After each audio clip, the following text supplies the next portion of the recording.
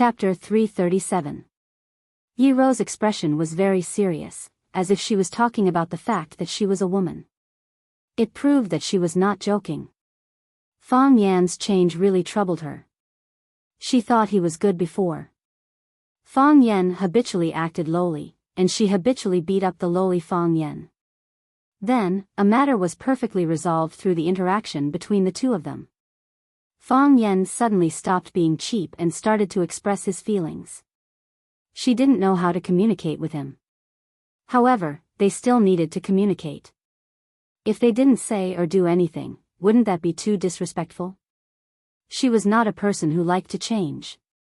The winter wind blew, the snowflakes drifted, the birds flew over, and countless horses ran by. Fang Yan trembled in the wind for a long time, and then he said in a hoarse voice, I'm not very good at what you said.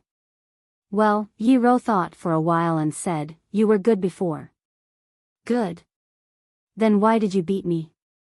Except beating you, Yi Ro felt embarrassed to answer such a question, because the truth was actually very hurtful. I don't know what I should do. Fang Yan used to think that he was the one who ended the conversation. But after meeting Yi Ro, he realized that there was a big gap between him and Yi Ro. Then, there was a long silence.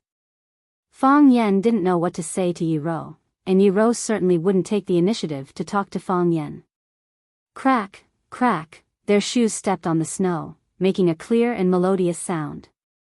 Behind them, there were two lines of footprints of different sizes on the white mirror-like snow.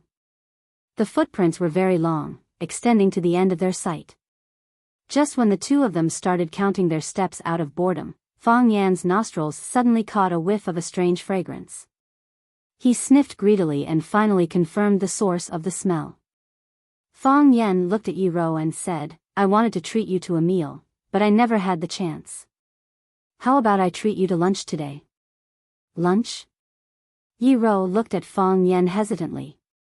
She wasn't sure if she should follow Fang Yan back to his house for a meal. If she agreed, the meaning would be too much for onlookers to interpret. The people in her family must be going crazy, right? Although she didn't care much about it, it was still not good for the Fang family. Follow me, Fang Yan said with a smile. He wanted to hold Yi Ro's hand, because the male lead in the TV series always liked to hold the female lead's hand and run forward when he wanted to take her somewhere. Why did he have to run? Because when they ran, they could conveniently hold each other's hands.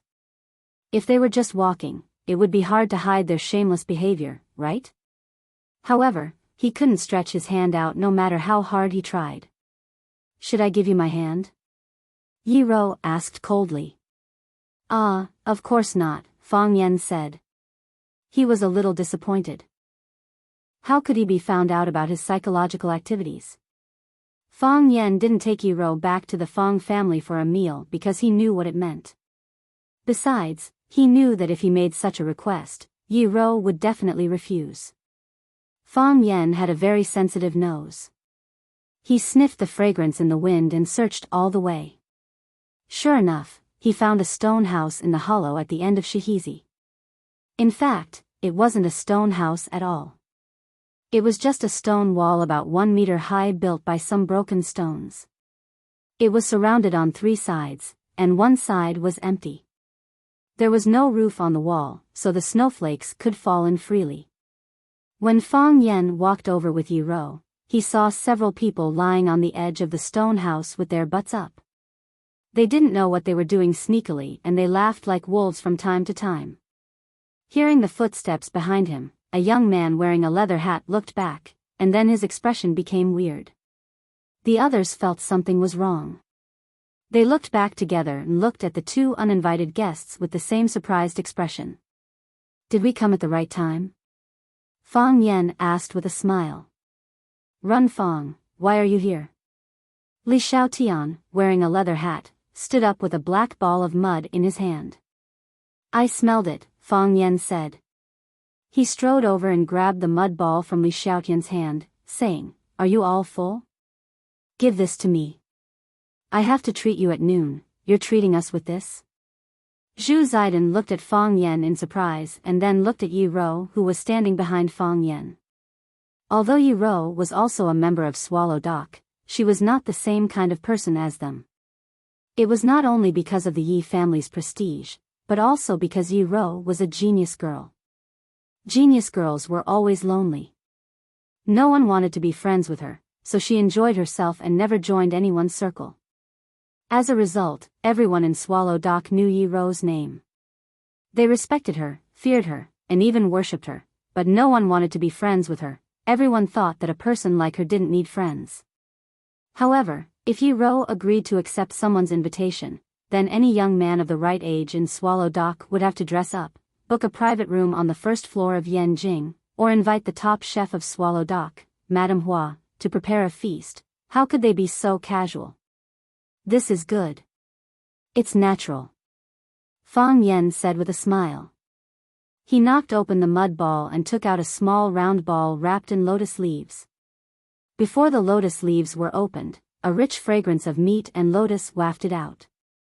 When Fang Yen peeled off the outer layer of lotus leaves, a bird with its feathers plucked appeared in front of everyone. Its skin and flesh were yellow, smooth and tender. It was not scorched or tough, just right. Steam rose from the bird's body, and the steam was also fragrant, arousing people's appetite. They couldn't help but swallow their saliva secretly. Fang Yen kicked Li Xiaotian again and said, "Where's the material? You must have prepared it. Give it to me." Li Xiaotian had no choice but to hand over a glass jar in the stone house. Inside the glass jar was the chili sauce made by Grandma Wang. It was spicy and fragrant. A little bit of it could make people sweat and shout with satisfaction. It was a must for barbecue, and Fang Yen and the others had eaten it many times before. Fang Yen unscrewed the glass jar, dipped the brush into the chili sauce, and smeared the whole body of the bird in his hand. After completing the whole process, Fang Yen handed the bird on the lotus leaf to Yi Ro. "Try it," Fang Yen said with a smile. "I'll treat you to lunch." Yi Ro frowned. She looked at the bird in Fang Yan's hand but didn't reach out to take it. "We used to eat like this," said Fang Yan. "Don't worry. It's very clean." Li Xiaotian said hurriedly, "Yes, we were going to eat it ourselves. We washed it many times." Yi Ro took it, tore a piece of meat with her fingers, and put it in her mouth. Spicy. Her first reaction was that it was spicy. It was like someone threw a chili bomb into her mouth. With a boom, it exploded, waking up all her internal organs, blood, skin, and hair. When one's forehead was covered in sweat, and when one's mouth and taste buds gradually adapted to the spiciness, one would notice that the fragrance of the meat and lotus leaves lingered in one's mouth, lingering for a long time without dispersing. Where was the meat? The meat had already slipped into her stomach when she put it in her mouth. She didn't even have the chance to chew and swallow. The chili sauce was very spicy, and the meat was fragrant and pure. Yi Ro had never eaten something like this before. She even thought it was the most delicious thing she had ever eaten. "How do you feel?" Fang Yen looked at Yi Ro expectantly. He was like a child giving his favorite toy to another child to try, waiting expectantly for her comment or appreciation. That would give him an unparalleled sense of satisfaction. Yi Ro didn't speak. She didn't even wipe the sweat on her forehead.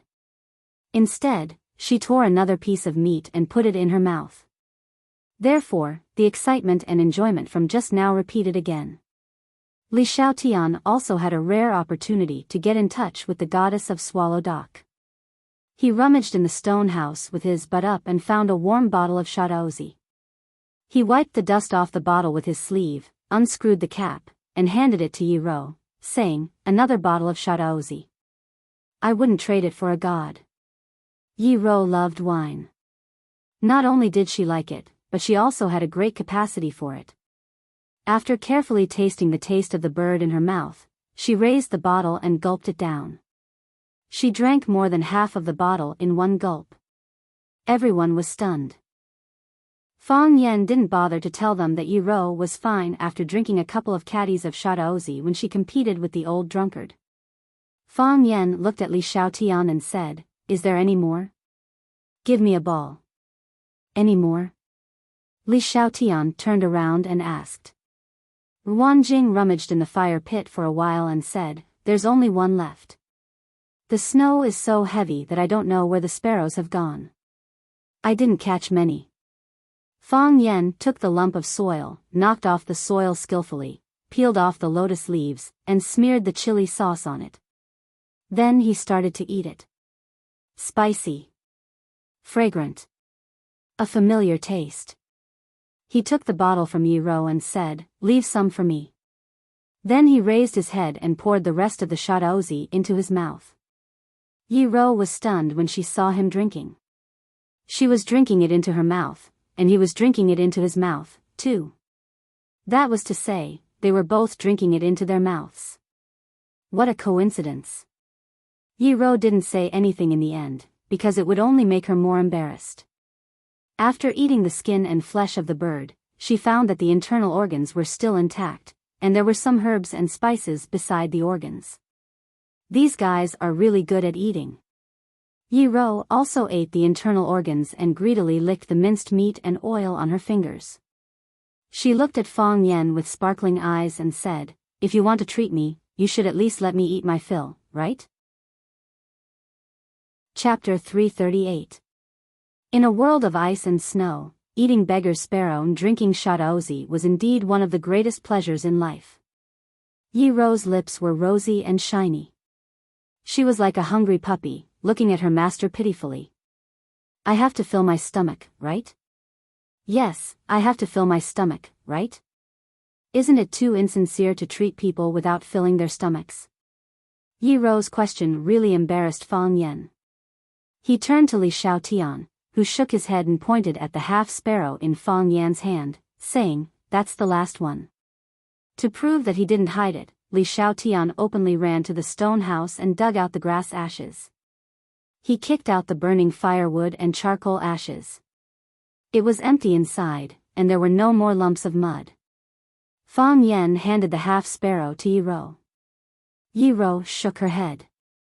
There was only a small part of the sparrow left in Fang Yan's hand, and Fang Yen ate it carelessly. Others tore the meat with their hands, but he bit the meat with his mouth. Who would want to eat such a bird? Fang Yen quickly stuffed the remaining half of the sparrow into his mouth. After wiping his hands with snow, he pulled Li Xiaotian and Zhu Ziden aside for a secret talk. Brothers, do me a favor, Fang Yen said with a bitter face.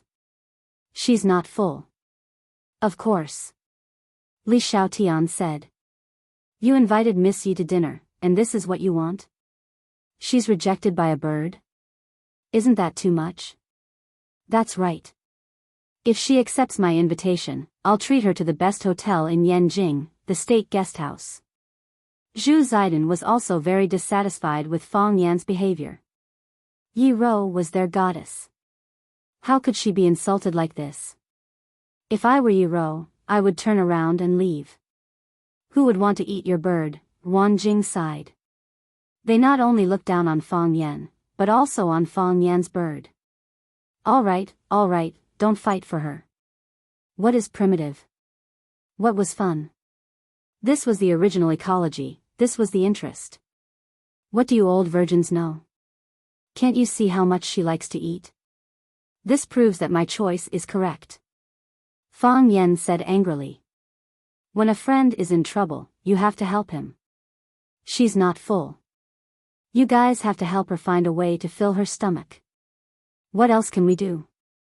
Li Xiaotian said with a smile. It's not like we can conjure a few birds for her to roast. Hearing Li Xiaotian's words, Fang Yan's eyes lit up and he asked, where did your bird come from? Nonsense, of course it's to capture. You're talking like you've never done it before. Then let's go catch it, Fang Yen said. He looked at the bamboo poles and the big net on the side and said, the tools are already made. Shall we go and fish the net now? Li Xiaotian, Zhu Ziden, and the others stared at Fang Yen and said, Little Yanzi, are you kidding me? Catch birds now? With beauty? Clean them up after capturing them? Roast it after washing it? How long will it take? I'm afraid it'll be time for dinner. I don't care how long it takes. Fang Yan said excitedly, anyway, I've just eaten a bird, so I won't be too hungry. Let's go to the bamboo forest with the tools and fish some birds back to make dishes. Ruan Jing, go back and get some wine, lotus leaves, spices, and chili sauce. I'll leave the logistics to you. No choice. Ruan Jing nodded. He was the smallest in the team and was responsible for passing messages and running errands when there were group activities. The rest of you go to the bamboo forest. Fang Yan gave the order without hesitation. No one refuted Fang Yan's words. They carried the tools and walked to the bamboo forest not far away. They used to do this kind of thing often, so it was a piece of cake for them now. Fang Yan walked to Yi Ro and said with a smile, "Are you interested in chasing birds?" Chasing birds? Yi Ro's eyes lit up even more. It seemed that she was really interested in this kind of thing. The so-called chasing birds was to drive the birds into the big net they set up. It was the same principle as chasing fish in a pond. The difference was that the fish were driven in the water, while the birds were driven in the sky. They set up a huge net on one side of the forest and fixed it with 2 huge bamboo poles. The place Fang Yan and the others chose to chase the birds was the wild bamboo forest. The dense bamboo forest was the natural prey for the wild birds. Fang Yan and Yi Ro were in one group, Zhu Ziden and Chen Hua were in another group, and Li Xiaotian and his brother Li Xiaoyi were in another group.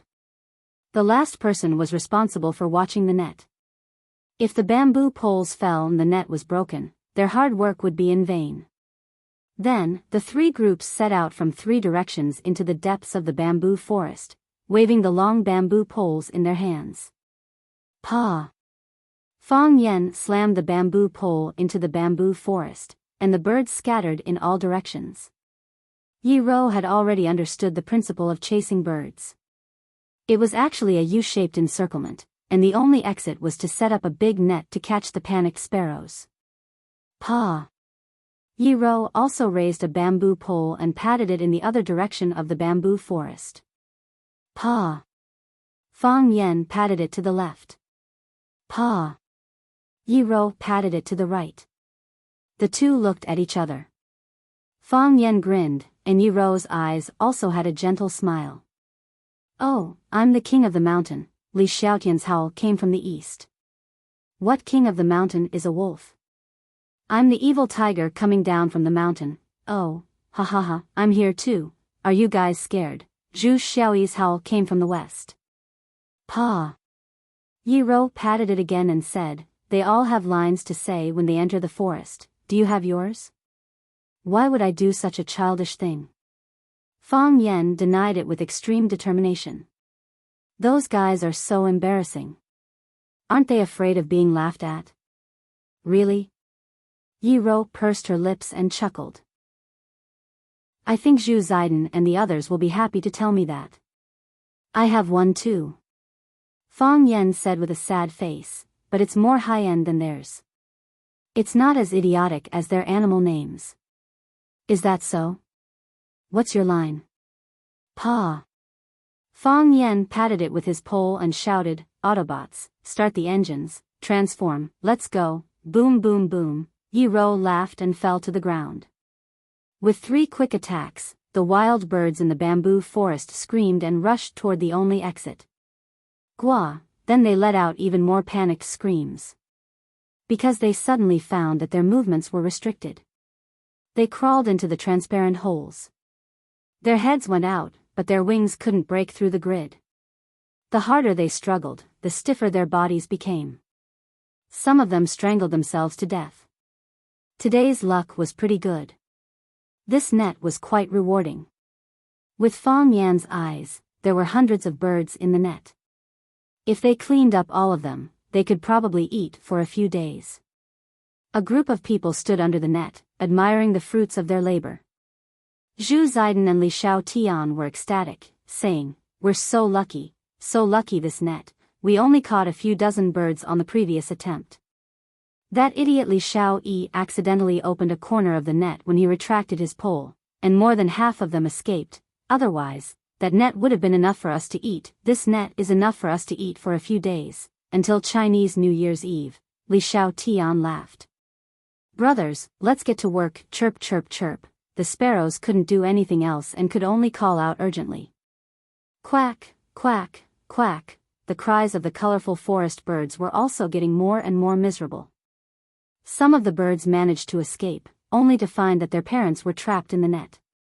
They circled around their mothers and screamed, unwilling to fly away by themselves. Brothers, retract the net. Li Xiaotian waved his hand and shouted, then ran towards the pole. These birds gathered together with great momentum. If they didn't put down the pole and retract the net in time, they might have gotten a chance to escape. Yi Rou looked at the birds circling around the net, unwilling to leave, with a hint of pity in her eyes. She cultivated her body, her mind, and her Tao.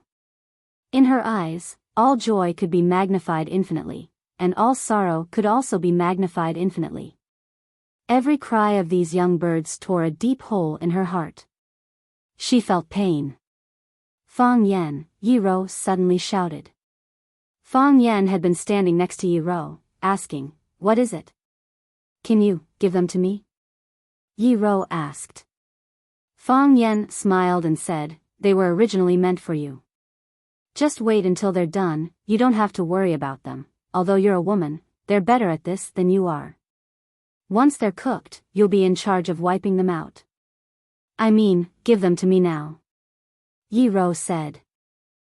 Fang Yan was a little surprised. Since he knew Yi Rou when he was very young, this proud woman had never asked him for anything. Of course, she didn't ask anyone for anything either. But Fang Yan often asked her for something, such as when Yi Rou pressed him to the ground with the dragon spine lock. He would ask Yi Rou to be lenient. Fang Yan's expression also became serious, saying, "Okay. I can give them to you now, you can do whatever you want with them." The pole was still put down, and the net was retracted. Unfortunately, all of the wild birds had been released. Looking at the birds circling in the sky or flying away, Yi Rou's face bloomed with a happy smile. She raised her slender and delicate neck, her soft short hair automatically slanted to the back. Her eyebrows were beautiful and her facial features were delicate and flawless. She was as beautiful as the ice spirit in this snow mountain. She waved her hand and said, "Goodbye. Goodbye." Zhu Zaidan waved her arms and yelled, "Goodbye." Li Xiaotian yelled with his teeth clenched. Although he said goodbye, he showed a ferocious look that said, "Don't run away, let me bite you if you have the guts, goodbye." Fang Yan looked at Yi Rou's beautiful side profile and said quietly in his heart. The violent Yi Rou in his heart was gone. Chapter 339. The sky was gray, and the earth was white. The birds flew away, leaving only a few feathers as a sign of their existence. Since the birds had flown away, there would be no lunch today. Looking at Li Xiaotian and Zhu Zaidan's pitiful expressions, Fang Yan was full of sympathy for them. He said aloud, "I've said it before, this is a very inhumane thing to do. What's so delicious about birds? They're small and skinny. If you want to eat them, we can go to the mountain to hunt pheasants and rabbits, catch a few handfuls of chili, and make a big pot of stew. We can eat as much as we want. There's plenty of meat, and we can eat until we're full. Isn't that great?" Li Xiaotian and Zhu Zaidan were trembling with anger. If it weren't for Yi Rou, they would have thrown the black leather gloves on their hands at Fang Yan and fought with him. They knew they couldn't defeat Yi Rou. When did you ever say that this was an inhumane thing to do? Weren't you the one who said you wanted to hunt birds the most? You were the commander-in-chief of the operation, and we were all your lackeys, okay? What's so delicious about birds? Who was the one who thought they tasted good and dragged us out to hunt birds? You should be careful when you speak." Hearing Fang Yan's words, Yi Rou's eyes lit up again. She said, "Hunt wild rabbits?" Everyone looked at Yi Rou carefully, for fear that she would ask for something else. Li Xiaotian and the others didn't have to answer, but Fang Yan had to. After all, Yi Rou was his guest. He looked at Yi Rou with a smile and said, "Yes. Many pheasants and rabbits come out to play after it snows. The snow is too deep, so they are not as agile as before. Especially the rabbits, whose legs are short, can't jump out of the snow holes once they fall into. We used to go up the mountain to catch them. After catching them, we can make dry-fried chicken or dry-fried rabbit with extra seasonings and chili. We eat them with a mouthful of wine and a piece of meat, sweating profusely. Can we catch them now? Yi Rou pretended not to see the painful expressions of Li Xiaotian and Zhu Ziden and asked. Fang Yan looked back at Li Xiaotian, Zhu Ziden, and the others in a friendly manner, and said, "It should be, okay?" Yi Rou waved her hand and said straightforwardly, "Let's go hunt wild rabbits." Therefore, Li Xiaotian, Zhu Ziden, and the others looked even more miserable. Li Xiaotian pulled Fang Yan's arm aside and said in a low voice, "Brother, please do us a favor and let us go. You went to pick up girls, and we followed you. Besides, when we catch some wild chickens and hares later, Miss Yi will become soft-hearted and ask us to release all the wild animals. What will we eat then? I've only eaten 2 birds for the whole day. I'm so hungry after being tortured by you guys. You guys have fun, shall we go back first? I want to let you go, but as you can see, this matter is not up to me." Fang Yan smiled helplessly. "But I can promise you that I won't let go of any pheasants or hares that we catch later. If she dares to do such a thing again, I'll slap her." "How dare she?" Li Xiaotian stared at Fang Yan with disdain and said, "You have to be able to beat her first. You were beaten up by her, who would believe you? That was before. Now she's no match for me at all. When I'm in a bad mood, I drag her out and beat her up. She doesn't even dare to fight back. Hurry, tell the brothers to prepare and show this inexperienced girl the strength of our Swallow Fort Pretty Men Team." Pretty Men Team was the name of the bird hunting team led by Fang Yan. At that time, there was an idol drama called Meteor Garden that was very popular. They got inspiration from this drama, so they chose this name. Originally, they wanted to copy the F4 group and call themselves F11. But as more and more members joined, they couldn't be F11 today and F12 tomorrow. That would be inconvenient for them to spread their fame.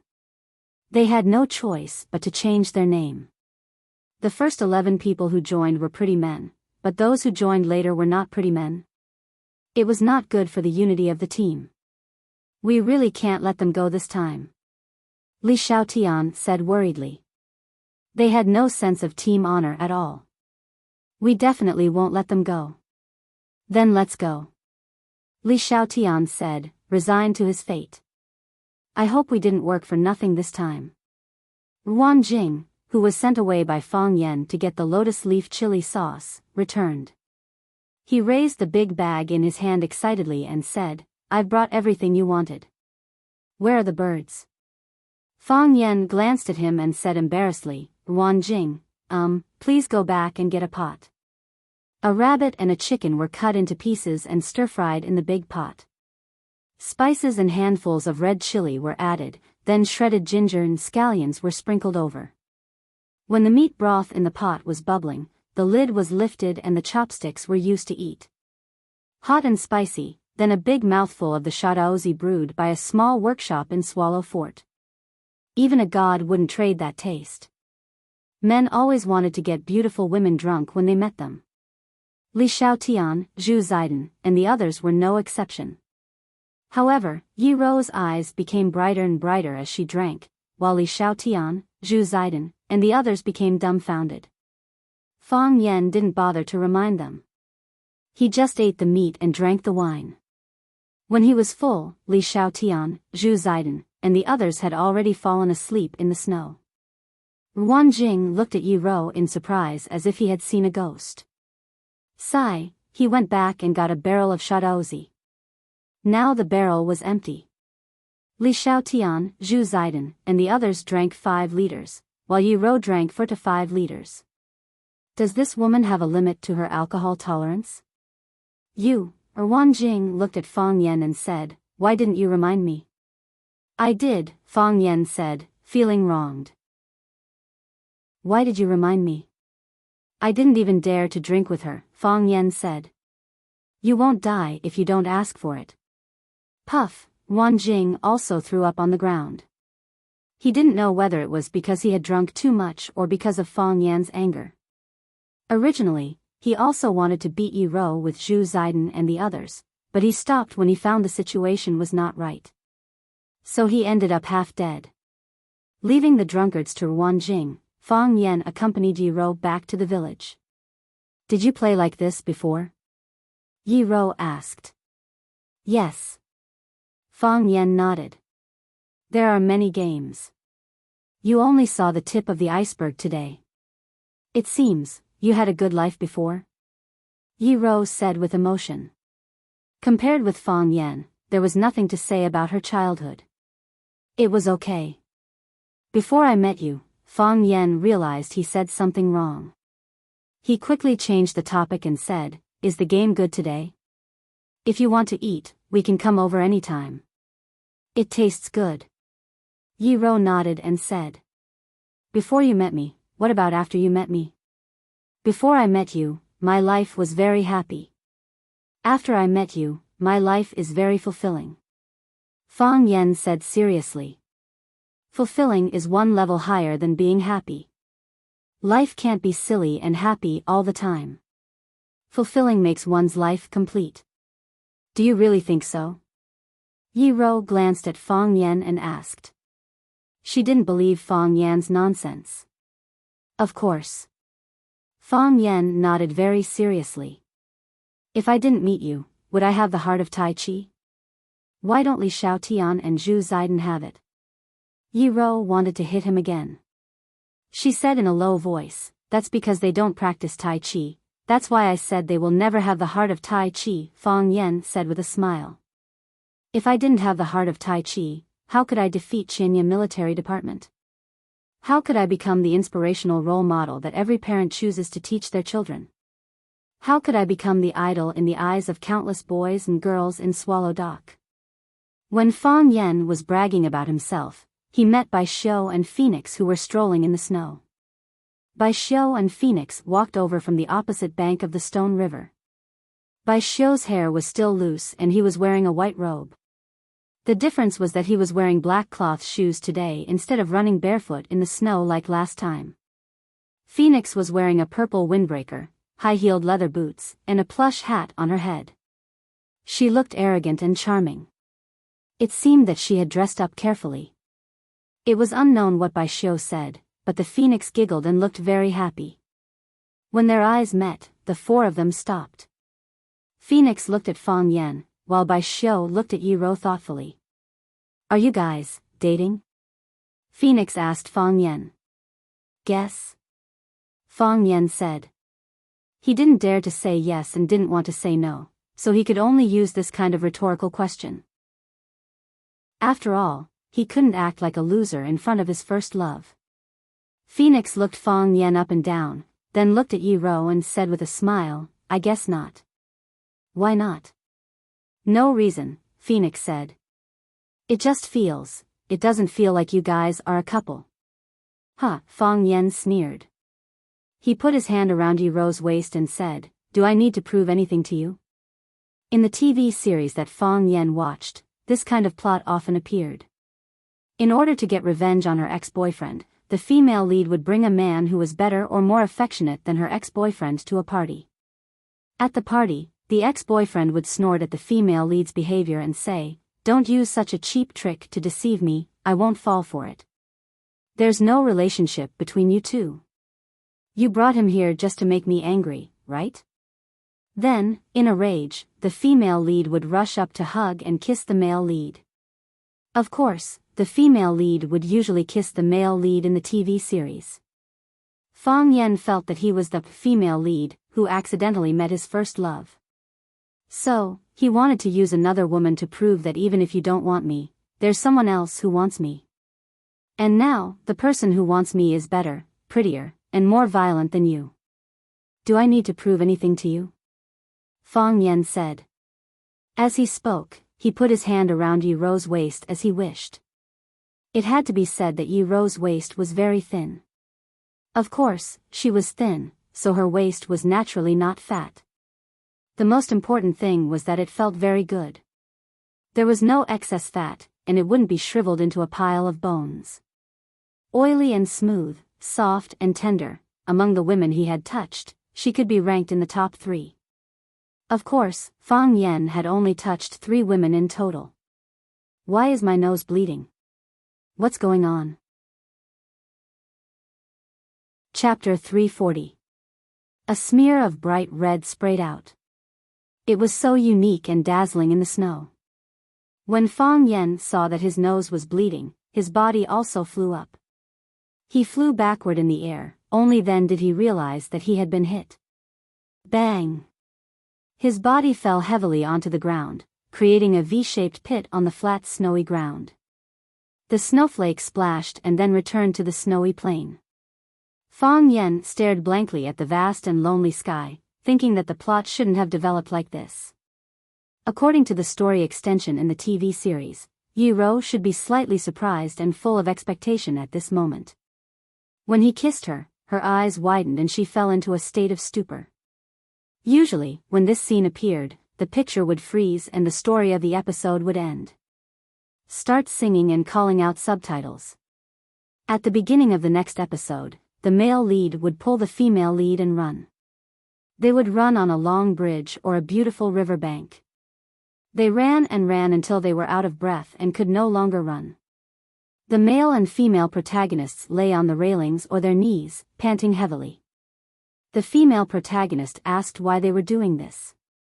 The male protagonist impatiently asked, "What's wrong with me?"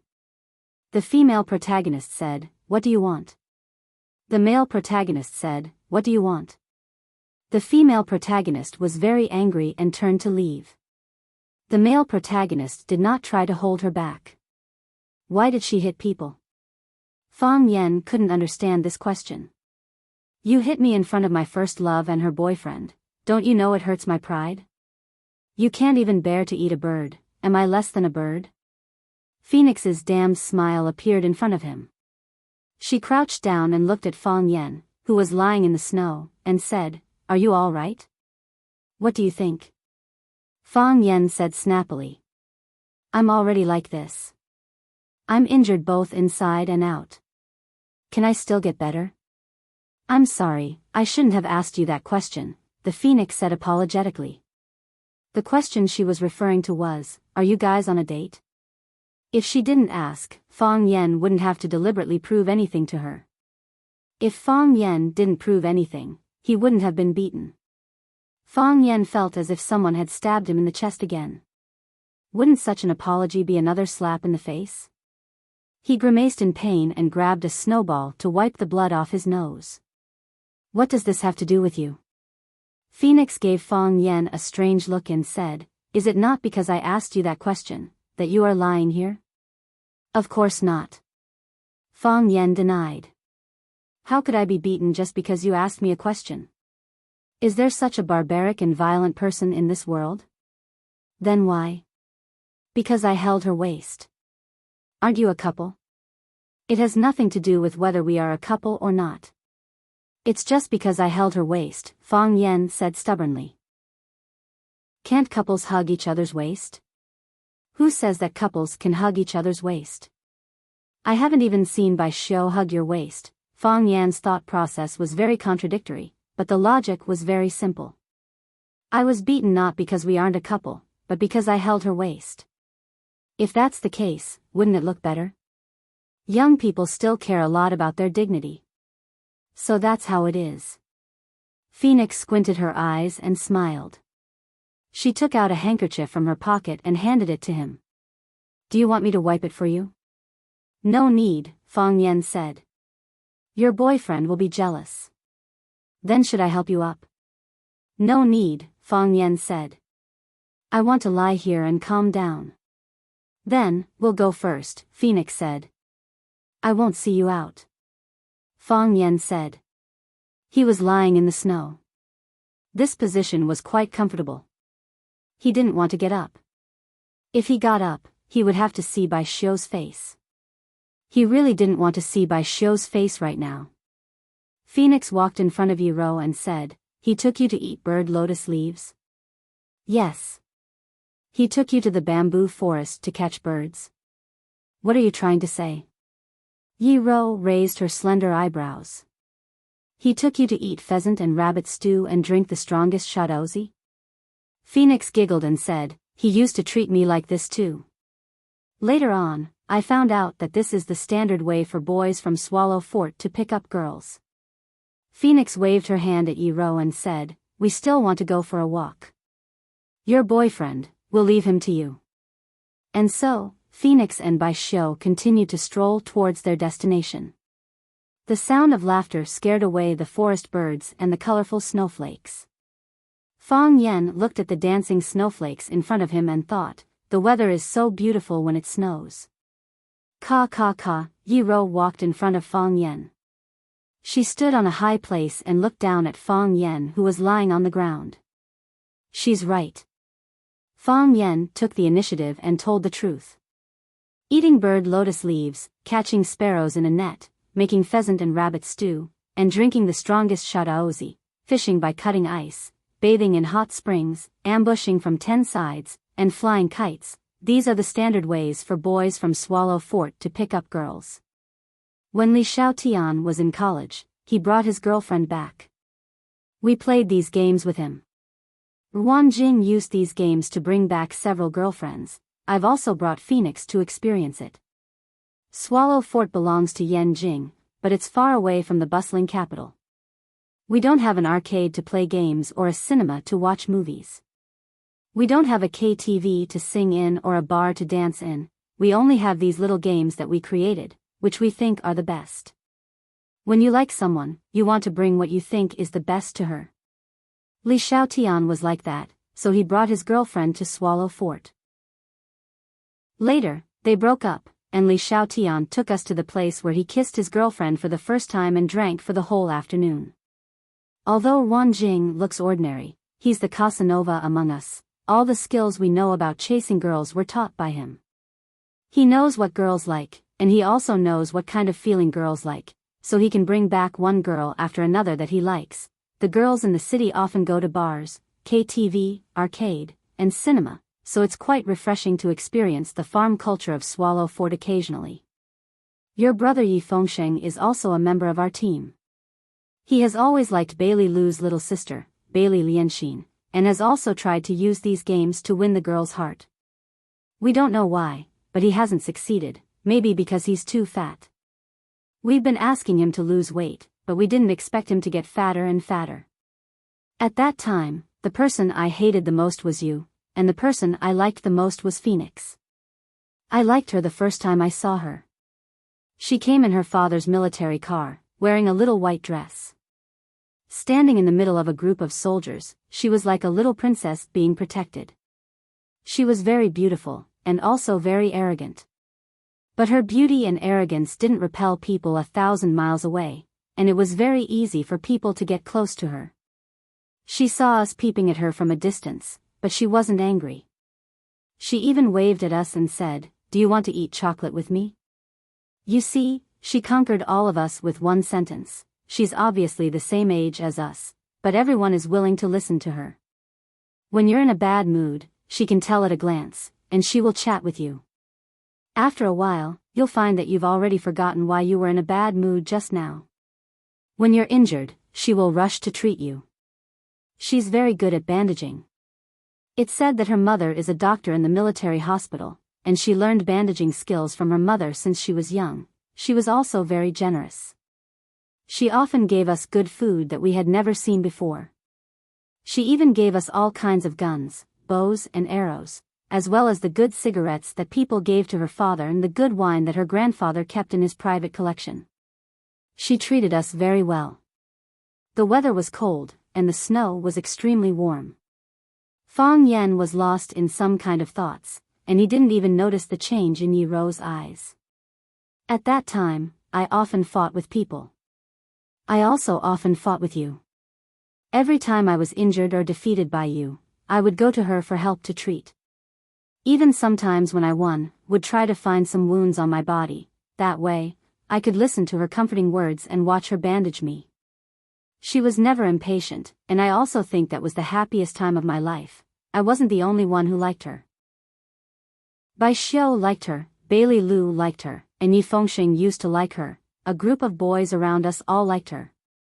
So the competition was particularly fierce, and each of us exhausted our efforts and used all our means.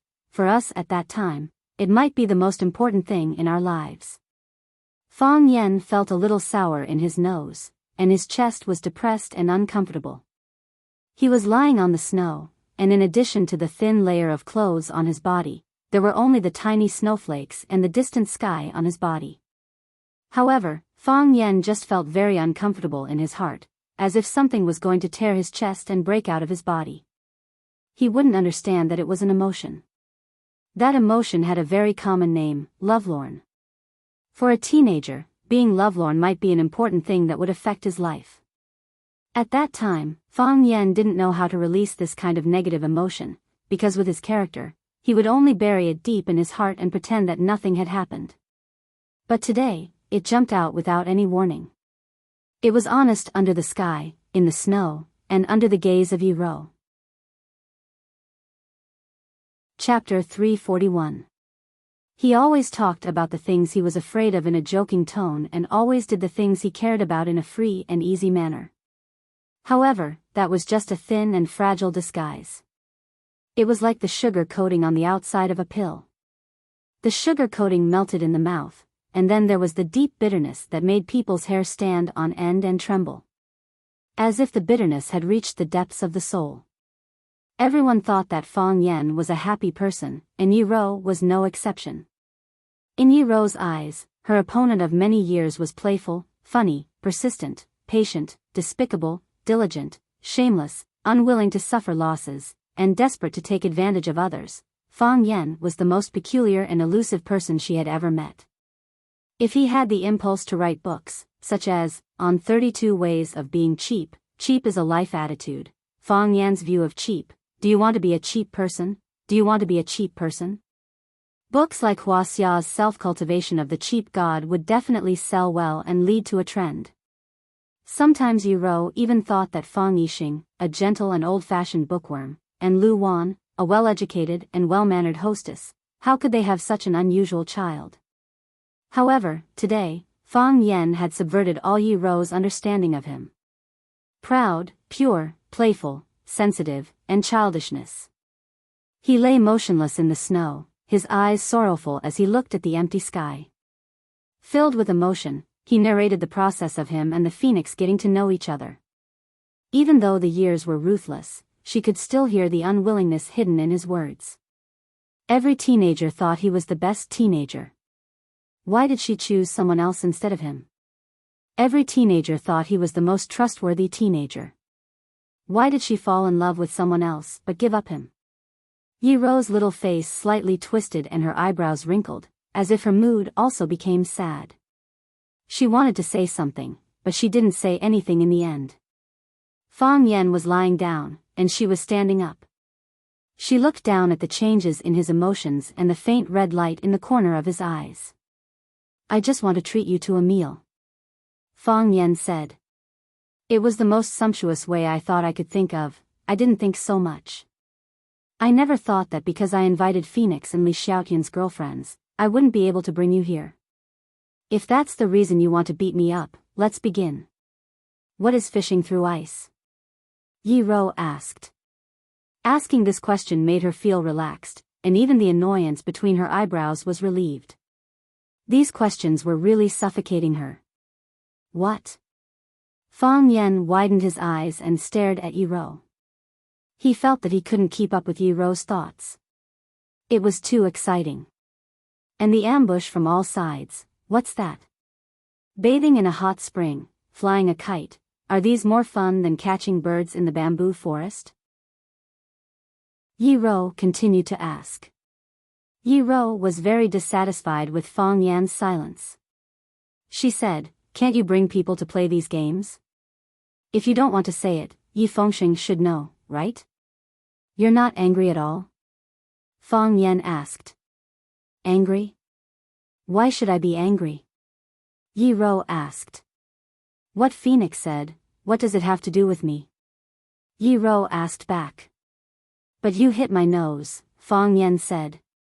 Didn't you hit my nose because you were angry? I hit your nose because I was angry. Yi Rou raised her slender eyebrows out of habit again, and explained very seriously, your nose is bleeding, and my anger is gone. What happened after that? What happened after that? Fang Yan couldn't help grinning.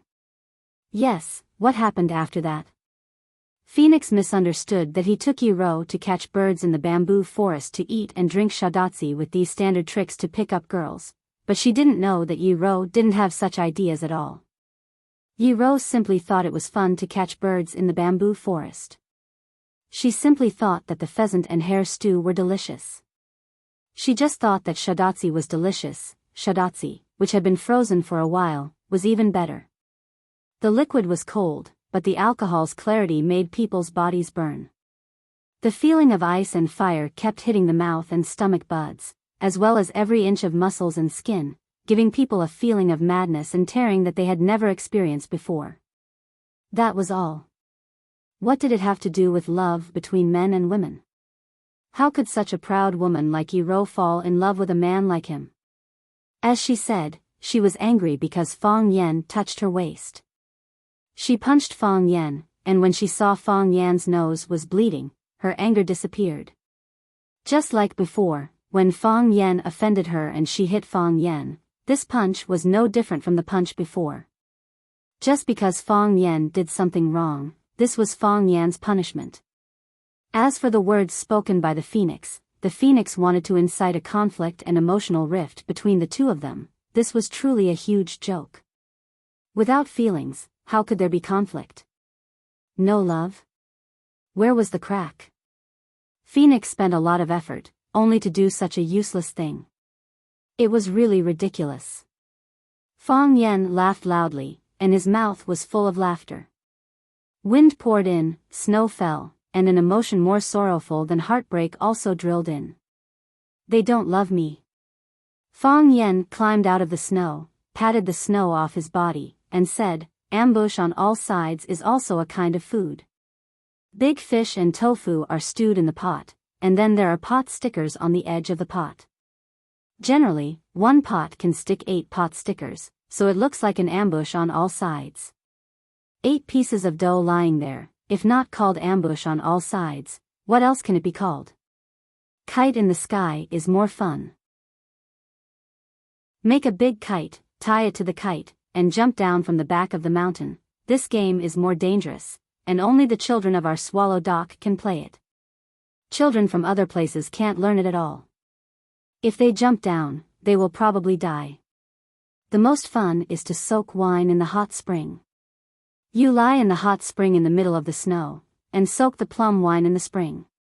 When you want to drink it, you will find that the temperature of the plum wine is just right, and I heard that this way of drinking is very nutritious. Fang Yan took Yi Rou out from the Yi family, so he naturally had the responsibility to send her back. They talked and laughed as they walked to the Yi family's mansion. Most of the time, it was Fang Yan who talked and explained the various games he mentioned. Yi Rou listened quietly, and from time to time, she asked a very technical question. When they passed by the Pebble River, the children who were skating on the river had disappeared. It seemed that they were tired of this game and went to find a new world that belonged to them. There were simply too many fun things to do in the snowy lands of the north. Yi Fengxing just came out of the courtyard and saw Fang Yan and Yi Rou, who were talking and laughing. His face was full of shock. He secretly gave a thumbs up to Fang Yan, then looked at Yi Rou and said in an ingratiating manner, Sis, I heard that you went to hunt birds today? Yi Rou glanced at Yi Fengxing and said, How did you know? Hey, how could I not know about the activities of our Pretty Boys team? No matter what, I'm the spokesperson of the Pretty Boys team. Ruan Jing called me and said that you drank them all by yourself, and also scolded me for not telling them in advance. See, I was just about to go over and teach them a lesson. My sister is giving them face by drinking with them. What else can they be dissatisfied with? Yi Fengxing looked at Yi Rou, then looked at Fang Yan, and said, Is it time for the farewell scene? This is the highlight. You guys chat, I'm leaving first. After saying that, he twisted his plump butt and rushed into the snowstorm. After the day's activities ended, it was necessary to make a conclusion. Originally, Fang Yen had already thought of the farewell words, and there was even a hug scene. However, the bastard Yi Fengxing exposed them on the spot, so both of them were a little embarrassed. Fang Yen wanted to say something but stopped. After hesitating for a while, he said, "Let's go back." Yi Rou glanced at Fang Yen and said, "Thank you." She turned around and left, neat and tidy. Fang Yen stood at the Yi family's gate for a while, then he also turned around and walked in the direction of the Fang family. Today's interaction with Yi Rou could be considered satisfactory. The hatred between the two was resolved, the distance between them was shortened, and he even treated her to a sumptuous meal. However, he didn't know why, but he felt a trace of regret in his heart. He kept feeling that something was missing. What was it that was missing? Fang Yen thought hard and finally figured it out. He forgot to ask Yi Rou about the problems he encountered when practicing the heart of Tai Chi. It seemed that he had to make another appointment tomorrow. At most, he would treat her to an ambush from all sides. Based on today's experience, she was quite easy to bribe. Yi Rou walked straight into the warm room in the backyard without being stained by the snow. After the arrival of winter, she lived in the warm room to accompany the elder ancestor. The elder ancestor was sitting on the pit and taking a nap. Seeing Yi Rou coming back, he squinted his eyes and smiled, saying, "Did you have fun with the boy from the Fang family?" "No," Yi Rou said. In front of her elder ancestor, she didn't need to hide anything. She couldn't hide it either. "What's wrong?" The elder ancestor became energetic and sat up a little. He asked, "How did that boy bully you?" "He can't beat you, so he can't bully you even if he wants to." She had lived for too long, and nothing was new. She had to find some fun. It was also a good way to kill time to understand the emotional state of the younger generation. Therefore, the elder ancestor was very active in these things. "He is an idiot," Yi Rou said with anger in her eyes. It could be seen that she was really angry. Chapter 342. Old Ancestor also knew that Yi Rou was really angry. Because when she was angry, and when she was not angry, she was not angry. She disliked disguise and hiding the most, so she didn't need to do this kind of boring thing. Seeing that Yi Rou was angry, Old Ancestor felt it was more interesting. She patted the place next to her and said, "Come on, tell me why that guy is an idiot." Yi Rou hesitated and didn't know whether she should tell the reason why she was angry. Old Ancestor was a little unhappy and said, "You have no conscience. How do I usually treat you? Why do you treat me like this? Can't you even listen to my words?" Yi Rou had to sit next to Old Ancestor and told some of the things she and Fang Yen experienced when they went out. Old Ancestor laughed and said, "This guy is really an idiot. It's appropriate to call him an idiot. What a stupid thing he did. He looks smart, but why doesn't he understand women's mind at all?" Old Ancestor also thought that Fang Yen was quite an idiot. Phoenix questioned the relationship between Fang Yen and Yi Rou. Why did he rush to prove it to her? "You hugged Yi Rou and said that she was your girlfriend. What did you think of her? What did you think Yi Rou was? She was your capital to show off to your first love? Or a prop to accompany you to act in front of your first love? Either one was not what Yi Rou needed and liked. She was Yi Rou. She was Yi Rou. If you like her, you like her. If you don't like her, you don't like her. Friends were friends, and girlfriends were girlfriends. No disguise, no exaggeration. Frank, white, and clean. Besides, you were so anxious to prove it, you couldn't prove that Yi Rou was your girlfriend, but it only proved that you cared about Phoenix's attitude. You cared about Phoenix's attitude, but you ignored Yi Rou's attitude. How could Yi Rou not be angry? Thinking that Fang Yen dared to treat her as a substitute, Yi Rou couldn't suppress her anger. She wanted to beat the crap out of him. If she didn't feel sorry for him lying in the snow and telling the story of a lovelorn, she thought she would really do that. She hesitated for a long time and wanted to ask, "Do you want to die?" In the end, the question that came out of his mouth was, "What is ice fishing?" which did not require any technical content. She was such a smart woman. How could she not understand what it meant to fish from the ice? The funny thing was that the idiot actually explained to her all the way, and his expression was so serious. The great ancestor held Yi Ro's hand, laughing so hard that she gasped for breath. She said, "Oh, my son, my little girl has never been bullied like this before. That guy, if he dares to come here again, I'll break his legs." What did he do? Fong Mansion. In the living room. Fong Yen said proudly to his mother, "Lu Wan, we had a good chat. We caught birds together, ate, drank, and even took a walk back. I sent her to her doorstep." When Fong Yen and Yi Ro made an appointment to take a walk in the snow, all eyes in Swallow Dock were attracted to them. Everyone knew that the Fong family and the Yi family were not on good terms. The annual martial arts competition between the two families was the best proof. Even better proof was that the little girl of the Yi family, Yi Ro, had never shown mercy to the Fong family's Fong Yen. But this time, when Fong Yen suddenly came back, he suddenly visited the Yi family with gifts and asked Yi Ro out for a walk, which attracted many people's guesses. What kind of show was this? The Yi family naturally paid attention to it. As soon as Fong Yen came back, he was pulled over by his mother for questioning. "Did you kowtow to the great ancestor?" Lu Wan asked with uncertainty. "Yes, I did," Fong Yen said. "The great ancestor is eating cucumbers.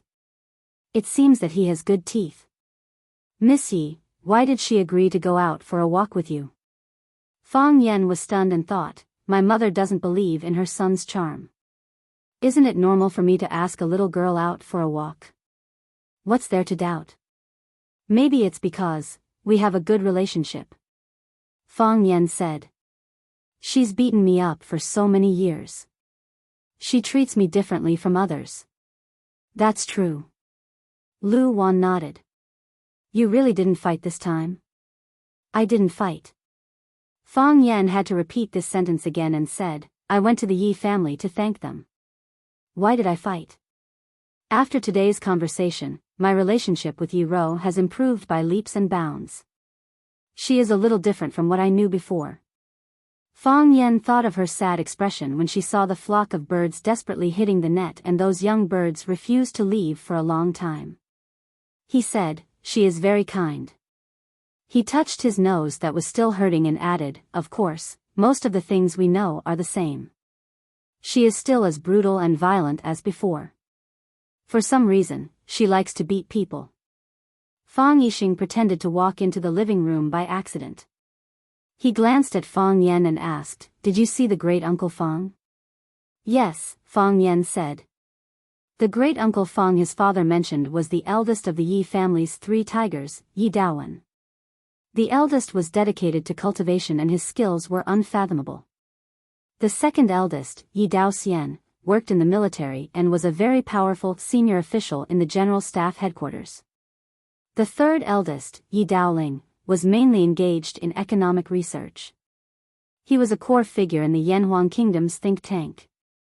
This was the origin of the Yi family's 3 tigers and the reason why the Yi family had a high status in Swallow Dock. Sanhu was an extremely filial person. Sanhu's father and uncles were also filial people. Therefore, the great ancestor was like an ancestor in the Yi family. Usually, no one objected to what she said. She doted on Yi Ro. Yi Ro was the pearl of the Yi family. Of course, even if she didn't dote on Yi Ro was still the pearl of the Yi family. The title of the number 1 of the younger generation in Neijiang was very beneficial to the Yi family. She had achieved so much at such a young age. Who knew how far she would go in the future? "What did he say?" Fong Yixing asked. "We chatted for a while.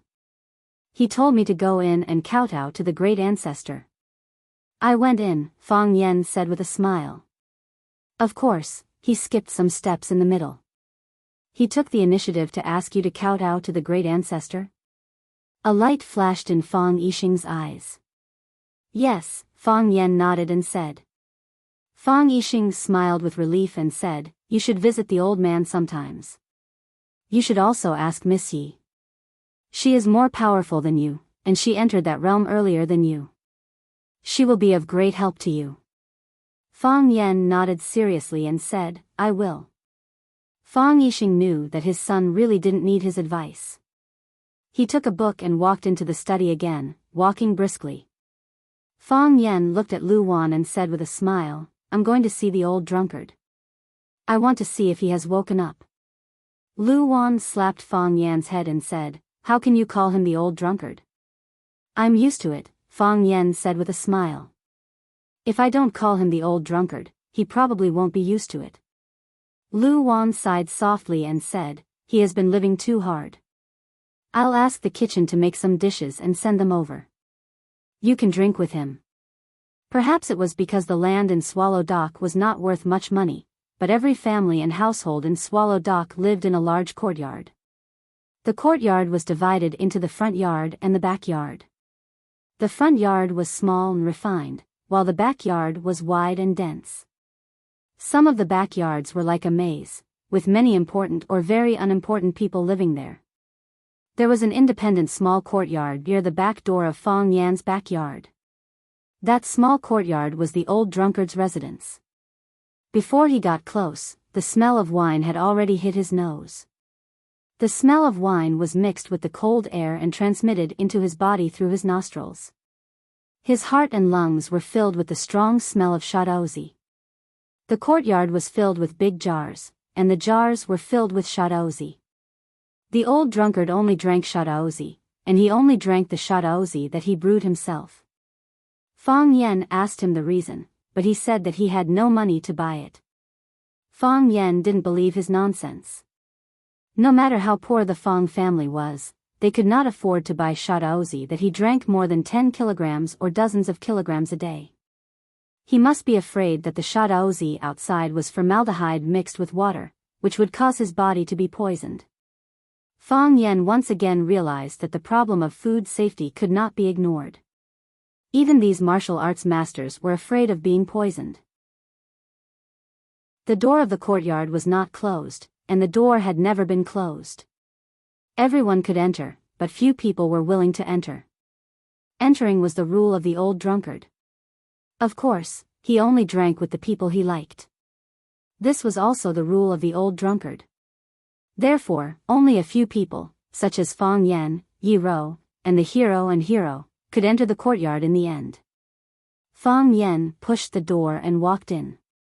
A tall figure was standing in front of the wine jar, stirring the liquid in it slowly with a spoon. Bursts of wine fragrance came out, with the intoxicating smell of food and alcohol. The man was wearing a loose robe of indistinguishable color, and his long hair was loose on his shoulders. His figure was thin, but it did not make people feel that he was frail. He was not wearing shoes or socks, and stood barefoot in the accumulated snow in the courtyard. The loose robe with big sleeves, the barefoot drinking wine, the long hair draped over his shoulders, and the cultured and refined man. These were the iconic characteristics of the inner Jianghu's number 1 Mo Qingdi. The people of Swallow Dock all knew that the reason why Bai Xiu dressed like that was to imitate Mo Qingdi. Because Mo Qingdi was Bai Xiu's idol. Many people said that Bai Xiu had already grasped 70% of Mo Qingdi's essence, but Fang Yan, who understood Mo Qingdi, felt that Bai Xiu only had the appearance, but not the spirit. Mo Qingdi's every move was casual and natural, but Bai Xiu's words and actions always gave people a feeling of bashfulness and stiffness. Of course, this could not be ruled out because Fang Yan had always been hostile to Bai Xiu. "You're here?" the old drunkard asked. "I'm coming," Fang Yan answered. This was the usual question and answer he would have with the old drunkard every time he came. "I'll treat you to a drink," the old drunkard said. He lifted the spoon in his hand, and a silver river rose from the big jar, rushing toward Fang Yan. The wine fragrance was heavy, and the knife intent was heavy. Sometimes, he really was as sharp as a knife. Fang Yan's expression became solemn. Chapter 343. Fang Yan didn't dare to underestimate Mo Qingdi. No one dared to underestimate Mo Qingdi either. Even though his current name was Old Drunkard, everyone called him Old Drunkard, and they even forgot his original name. With a casual flick of a spoon, he could toss up a silver river. The silver river was like a silver dragon, condensing into a solid whole. It soared out of the vat and charged at Fang Yan. This was the most barbaric charge, so barbaric that it didn't require any technique. And because of the strong alcohol smell and the burning knife, this silver dragon was filled with the tyranny of a dragon and the killing intent of a knife. Dragons were the most powerful and arrogant creatures in the world. Those who stood in their way would die, and those who stood in their way would perish. Although this was a wine dragon, and although its strength was greatly reduced compared to the truth, it still had the power to destroy insignificant humans. Boom! The dragon's head slammed into Fang Yan. That small silver dragon opened its bloody mouth as if it wanted to swallow Fang Yan whole. Whoosh! The Taiji heart spun, and the Taiji realm unfolded naturally. Even Fang Yan's subconscious felt that he was in danger, and his body automatically reacted. In the Taiji realm, this silver dragon was even clearer, and its momentum was even more ferocious. Fang Yan could clearly see the crystal-clear water droplets. These countless violent water droplets formed this water dragon, singing a passionate battle song, baring its fangs and brandishing its claws in preparation for battle. Fang Yan stretched out a finger. That finger didn't block the dragon's head, because the impact of the dragon's head would fracture or break his finger. His finger pointed at the dragon's spine in the middle of the dragon's body. The rebound force of the dragon's spine was astonishing, almost bouncing off his finger. Fang Yan was very stubborn, and forcibly pierced a large hole in the dragon's spine. Slashing the dragon's spine. Hit the snake where it hurts, slashing the dragon's spine. Bang! The silver dragon split into two, and the energy in the middle was no longer connected. It couldn't support the entire silver dragon, and the dragon's body exploded. As the rain fell, Fang Yan opened his mouth and drank the wine that splashed over. Good wine, Fang Yan praised loudly. Everything has been removed, only wine and poetry remain. How can you drink without a vessel? Mo Qingdi raised his hand and slapped the vat. The wine vat that was half the height of a man under his feet was lifted off the ground and smashed towards Fang Yan. Fang Yan took the plum blossom steps and stretched out one hand. Just as the wine jar was about to reach him, he took a step forward and slapped the edge of the wine port with his right hand. A majestic atmosphere came from above the wine jar, rejecting Fang Yan's guidance and control. This was not the gravity of the wine jar, but the residual flow of qi from Mo Qingdi's slap. Fang Yan slapped the vat with one hand and his body spun rapidly. His feet stepped on the 12 plum blossom palaces, and he spun the wine jar around like a spinning top. Hoo hoo hoo, the wind howled, and the snow swirled. The green-robed youth carried the wine jar to show off his skills, heroic and unrestrained. When he felt that the old drunkard's slap on the wine jar had completely dissipated, Fang Yan had gained full control of the wine jar. Boom! Fang Yan suddenly raised the wine jar with one hand, and the wine inside the jar poured out like a sudden waterfall. Fang Yan opened his mouth and gulped. The wine flew out quickly, and so did Fang Yan.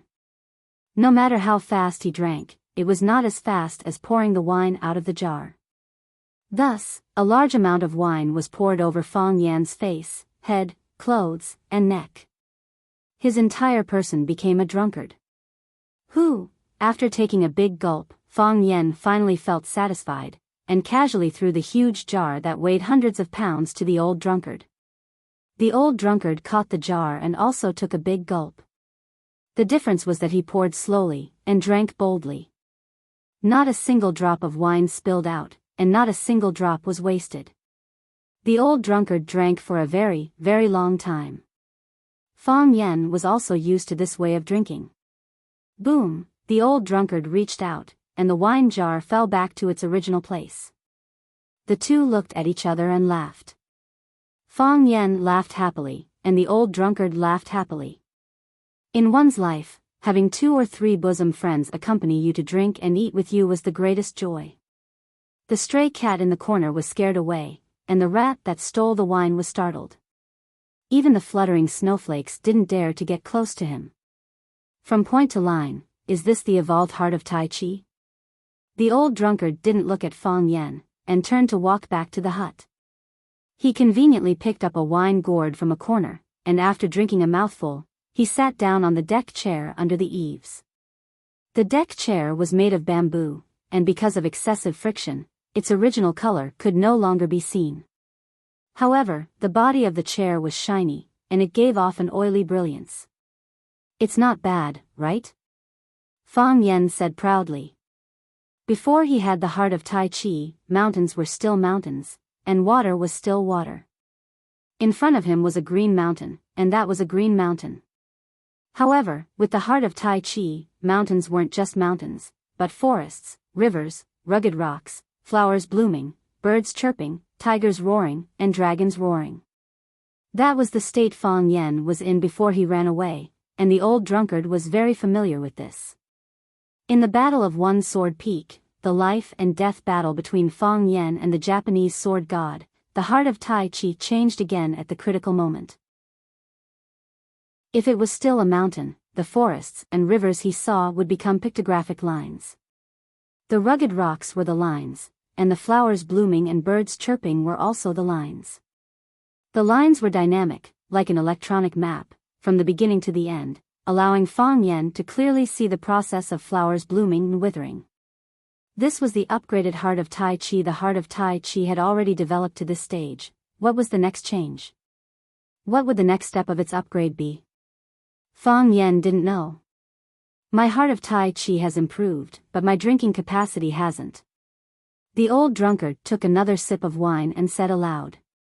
He could go without food for 3 days now, but he couldn't go without wine for a day.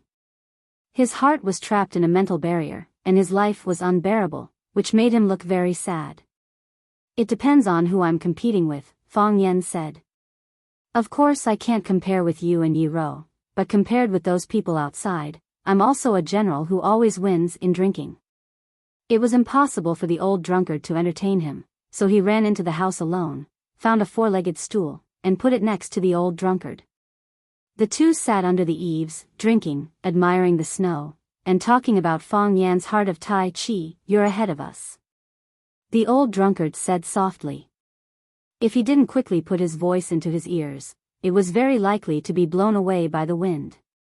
My heart of Tai Chi is a wasteland, like a barren land. Not even a blade of grass grows, withered and cracked. The cracks are like mocking smiling faces. Apart from receiving mockery and despair, there is nothing to be gained. What you've experienced is something I've never experienced, and in the Fang family, there are only 2 people who can have the heart of Tai Chi. I don't have any experience to teach you, so you can only rely on yourself to explore. It's very difficult and dangerous. But I'm not worried about you at all. You think I'm talented? Fang Yen said with a smile. I mean, you're really lucky, the old drunkard said. After being beaten for 10 years, you were actually able to comprehend the heart of Tai Chi because of the sudden upgrade of the heart of Tai Chi. Such a humiliating thing like skipping class and running away became the object of praise and praise by countless people after coming back. They said that you've taken a different path. It really makes me blush to hear it. Fang Yen chuckled.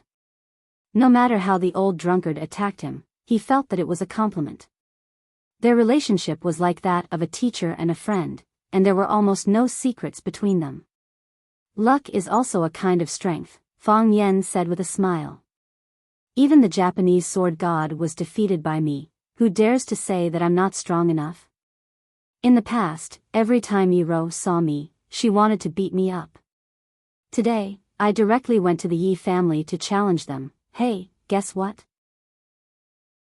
No one in such a big Yi family dared to come out and fight me. Fang Yen shook his head gently and said, I'm lonely and seeking defeat. It's hard to find an opponent in Swallow Dock. The old drunkard knew what Fang Yen was thinking. He said this deliberately to provoke him. Unfortunately, if this kind of stimulation could make him regain his strength, why would he be so decadent? The heart of Tai Chi not only relied on hard practice, but also enlightenment. 10 years of practice was not as good as one night of enlightenment. This was the saying of Tai Chi. Success came from the heart of Tai Chi, and failure came from the heart of Tai Chi. The old drunkard continued to drink and didn't take Fang Yan's words seriously. He said, "You can talk to Yiro about this matter. Maybe she can help you." "I was going to talk to her about it today, but I forgot," Fang Yan said. "I heard that you asked her to take a walk to see the snow." "Yes. I also treated her to a sumptuous lunch and drank your favorite shadaozi," Fang Yan said with a proud face. "We've now buried the hatchet, turned enemies into friends, and let go of the hatred with a smile." Buried the hatchet? Turned enemies into friends? The old drunkard glanced at Fang Yan with his drunken eyes and said, "The hatred is gone, but the kindness is still there." I understand," Fang Yan said. "I didn't know about this until I came back this time. It turns out that my grandfather went to the Yi family to provoke me every year when I competed with Yi Ro. What he said was too much. Who else would he hit if not you? She patiently beat me for 10 years. I naturally have to remember this 10 years of kindness. It's not patience." The old drunkard said. "It's holding back the disgust. It's disgusting for anyone to do the same thing for 10 years. How could it be disgusting to witness the rise of a genius? I think she should be filled with a sense of accomplishment. Every time you're beaten to the point of crying for your mom and dad, crawling under tables and chairs, hugging your opponent's legs and begging for mercy, who would be filled with a sense of accomplishment from conquering such an opponent?" "I feel like you're insulting me," Fang Yan said. "You're right," the old drunkard said. "If it wasn't because I have something to ask of you, I would definitely challenge you," Fang Yan said fiercely. Then, he looked at the old drunkard with a fawning expression and said, "Senior, can I introduce an old friend to you?" Chapter 344. "Don't call me senior brother," the old drunkard said unhappily. "Senior Mo, get out." "Fine, old drunkard, do me a favor. Only you can do me this favor. I'll bring someone to see you." Fang Yan made his request directly. "Who?" "Chiba Bin," Fang Yan said. Fang Yan was a lucky guy, so Chiba Bin was a very unlucky guy. Hua Xia, who went to a faraway place, was prepared to show off his skills and show off the power of the East Ocean Sword God. No one would have thought that the person he had inadvertently challenged, a young man who was originally unknown, would actually defeat him. His feet just touched the dust, but his sword was not stained with blood. He lost to someone who shouldn't have lost. His journey of challenge was put on hold, and the sword god was disgraced. However, during the Battle of One Sword Peak, Fang Yan was still shocked by Chiba Bin's powerful and miraculous swordsmanship. Most importantly, at the moment of sudden danger in the arsenal, he risked his life to save Fang Yan. He used his body to push away Fang Yan's body and helped him avoid the first round of gunfire. His swordsmanship won Fang Yan's respect, and his character won Fang Yan's respect. The East Ocean Sword God deserved his reputation. After the battle, Fang Yan took Fang Yingying and Fang Haohan to visit. Chiba Bin was calm and didn't look down at all. He just made a request to Fang Yan, let him see Mo Qingdi. Fang Yan agreed. It was a request that was hard to refuse. Whether it was from his point of view or from Mo Qingdi's point of view, he could only agree. The old drunkard was silent, his palm gently stroking the wine gourd in his hand. Chiba Bin, his old friend. He wanted to see him. It was like a voice from a long time ago, or a tragic comedy. At that time, Don underestimate enemy was like a shining star, like the blazing sun in the sky. He was the genius martial art practitioner with the most potential in Swallow Dock, and he was also the #1 person on the Longhu leaderboard that received the most attention in the pugilistic world. The 3 dragons and 7 tigers protected Hua Xia's peace. At that time, Mo Qingdi was one of the 3 dragons. At that time, Mo Qingdi was the center of attention. At that time, Mo Qingdi had beheaded over 300 people in a fit of rage. At that time, Mo Qingdi had defeated almost no one in Huaxia. At that time, Mo Qingdi felt that there was nothing in this world that could stop him from moving forward. At that time, Mo Qingdi felt that there was nothing in this world that could stop the 3-foot blade in his hand. It was also at that time that Mo Xia went to the East Ocean alone with his sword. He swept through the 36 islands of the East Ocean alone, and finally fought against the Thousand Leaves army on Mount Hachibi. Don't underestimate the enemy is Huaxia's Azure Dragon, and the Ministry of War is the East Ocean's new sword god. The 2 of them battled for a day and a night, but it was hard to determine the victor. Qinya was not convinced and wanted to fight again. Mo Qingdi only replied with one word, childish. At that time, Mo Qingdi could call the East Ocean sword god childish without any scruples. It was also because of that word that Qinya came to his senses and knew that he had lost. He lost in his mentality and in his artistic conception. From then on, he comprehended the sword day and night and came to the East Huaxia again. He came to see Mo Qingdi. He wanted to repeat the great battle of the past. To put a complete end to the entanglement between them. Fang Yan looked at the old drunkard and said in a deep voice, "In fact, I hope you refuse. It's hard to refuse an old wine and an old friend. He is a proud man and a man worthy of respect." The old drunkard's mind still hadn't come back, and his voice was still floating. "Tell him that I'm waiting for him at Swallow Dock." After getting the old drunkard's affirmative answer, Fang Yan suddenly lost interest in talking. He felt that he was also a man of Wulin, but sometimes he didn't understand the thoughts of Wulin people at all. He stood up, patted the snow on his body, and said, "It's late. Go back to sleep." The old drunkard didn't seem to hear Fang Yan's words. He was still lying lazily on the smooth recliner. He took a sip of wine and looked sad. His thoughts were integrated into the boundless land.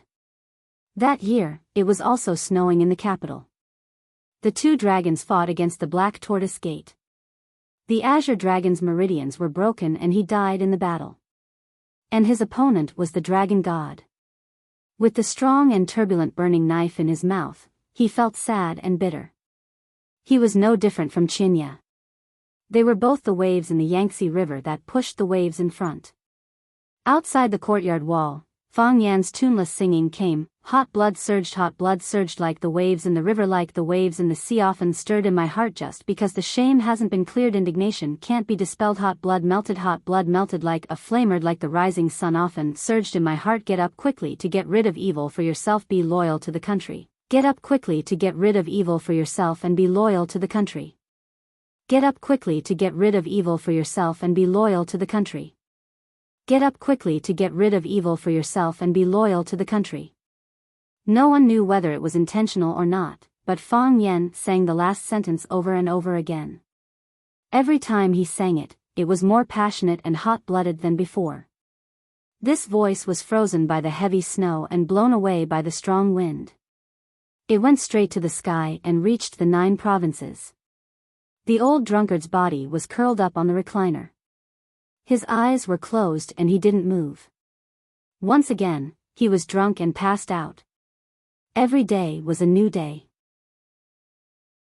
Every time he opened his eyes, there would be a surprise. When Fang Yan opened his eyes, he saw Fang Yingying's fat face right in front of him. He resisted the urge to punch him and said angrily, "Can you please brush your teeth the next time you wake up? Don't you know that your tone is very heavy? Junior Marshal Uncle, did you go for a walk with Miss Yi yesterday?" Fang Yingying asked with a surprised expression. This surprised expression was very good. It showed that he was surprised about this matter and also expressed his infinite admiration for Junior Marshal Uncle Fang Yan. Acting was really a technical job. So what? Fang Yan felt that Fang Yingying's face was a little more amiable. Isn't this a very normal thing? You can't say that. Other than Junior Marshal Uncle, who else in Swallow Dock is qualified to go for a walk with Miss Yi?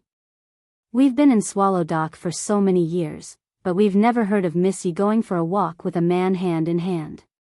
Fong Yingying said with a proud expression. Yesterday, Fong Haohan and I went to the city to buy some New Year's goods. When we came back today, we heard about this, so we specially came over to congratulate Junior Marshal Uncle. Just for this? You really don't know much.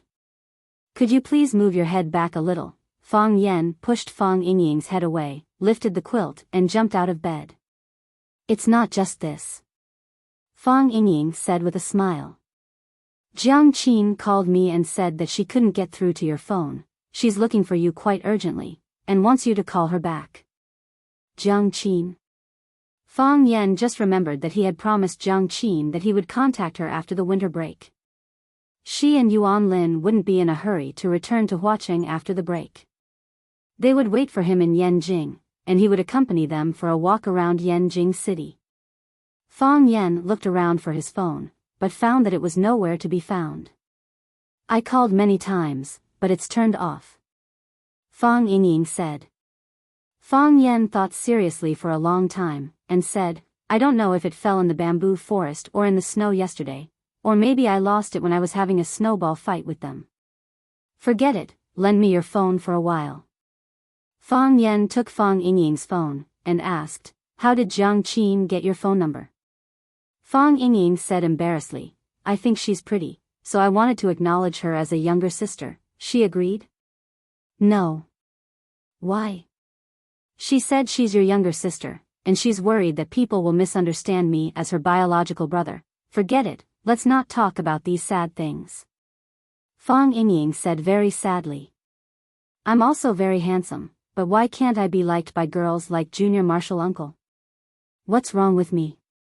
Fong Yen quickly dialed Jiang Qin's number. Jiang Qin picked up very quickly, and shouted with surprise, Mr. Fong, is that you? It's me. Fong Yen felt the joy in her voice, and said with guilt, Jiang Qin, I'm really sorry. I said I'd look for you when I came back. I've been very busy since I came back. I know. I understand. Jiang Qin comforted him. You haven't been home for so long, you must have been very busy. We don't blame you at all. You? You and Yuan Lin? Yes. Didn't we agree on it? We'll wait for you at school after the holidays. Do you have time now? Yes. Fong Yen said. Although he was avoiding Jiang Qin and Yuan Lin a bit, and felt that the way these two girls looked at him wasn't quite right. But in his eyes, they were just two kids. They came to Yanjing from the faraway Huaqing to study, and as an elder, he had the responsibility to take care of them on behalf of their parents. Where are you? I'll go find you. Really? When are you coming? Jiang Qin asked excitedly. Yuan Lin's cheering voice came from the other side of the phone. Let's go now. Fong Yen calculated the time and said, Let's have lunch together at noon. Okay. Yuan Lin and I will wait for you at school. Call me when you're almost there, and we'll pick you up at the school gate. See you later. Fong Yen said. After hanging up the phone, Fong Yen saw Fong Yingying looking at him pitifully. Hero, lend me your phone for a day. I'll return it after I buy a new one. Fong Yen directly put Fong Yingying's phone into his pocket. No problem. Junior Marshal Uncle, you can use it whenever you want. It doesn't matter how long you use it. Junior Marshal Uncle, actually I don't have any plans today. Fong Yingying looked at Fong Yen with a face full of smiles. His meaning was quite obvious. You don't have any plans? Fong Yen thought for a moment and said, Then you can sweep the snow at home. Sweep the snow in the front and backyard so it's not inconvenient to walk. Chapter 345. A fence needs 3 stakes, a Prince Charming needs 3 helpers. If you want to be a standard Prince Charming, you always need 2 or 3 ugly melons and bad dates to serve as a foil. Fong Yen had always liked Fong Yingying and Fong Haohan, because as long as they stood with him, he would look handsome for no reason. However, today, Fang Yen still didn't bring them out. On one hand, he wanted to be more low-key in front of the two little girls, Jiang Qin and Yuan Lin. Another important reason was, who would want to bring two talkative people around? If you couldn't help but punch them, others would think that you were a person with violent tendencies. If you didn't beat them up, you would think that you were a masochist. His mood was very contradictory. The weather was getting colder and colder, and the snow was getting heavier. After a while, a layer of ice and snow melted, but it was soon covered by even heavier snow.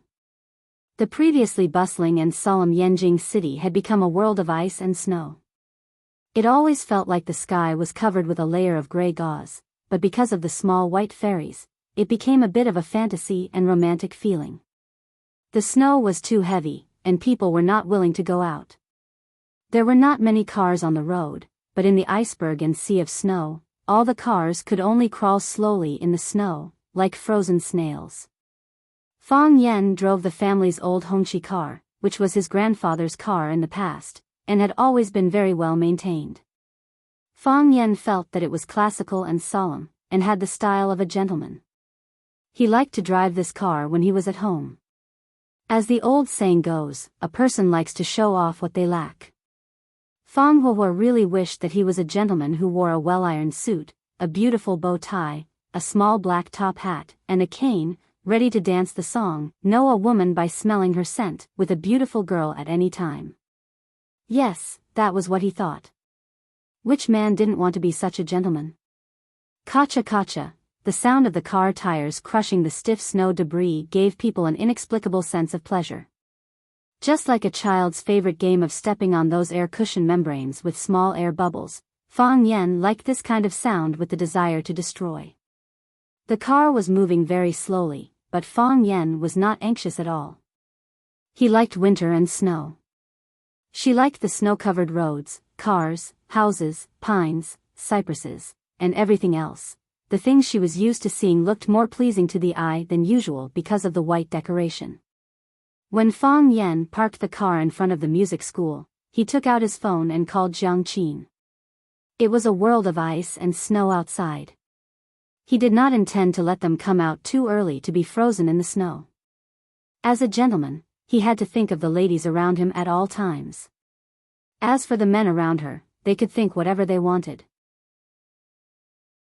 When Jiang Qin received a call from Fang Yen, they were still practicing piano in the music classroom. If it was in the past, they would be more willing to stay in the bed in the dormitory and have a good sleep. It was a world of ice and snow outside, and they were lying on the big bed in the dormitory, reading Bunyong Gulong or Lu Xiaohui's novels, or watching a few rural love stories on the iPad. When they were hungry, they would cook a bag of instant noodles with the induction cooker hidden at the bottom of the wardrobe and crack an egg in it. These days were like the days in heaven. But today, the two of them could not lie down. Thinking that Mr. Fang would be coming soon, the two girls got up early, washed their faces and teeth, ran to the third cafeteria of the restaurant for a sumptuous breakfast, and then began to choose clothes and dress up.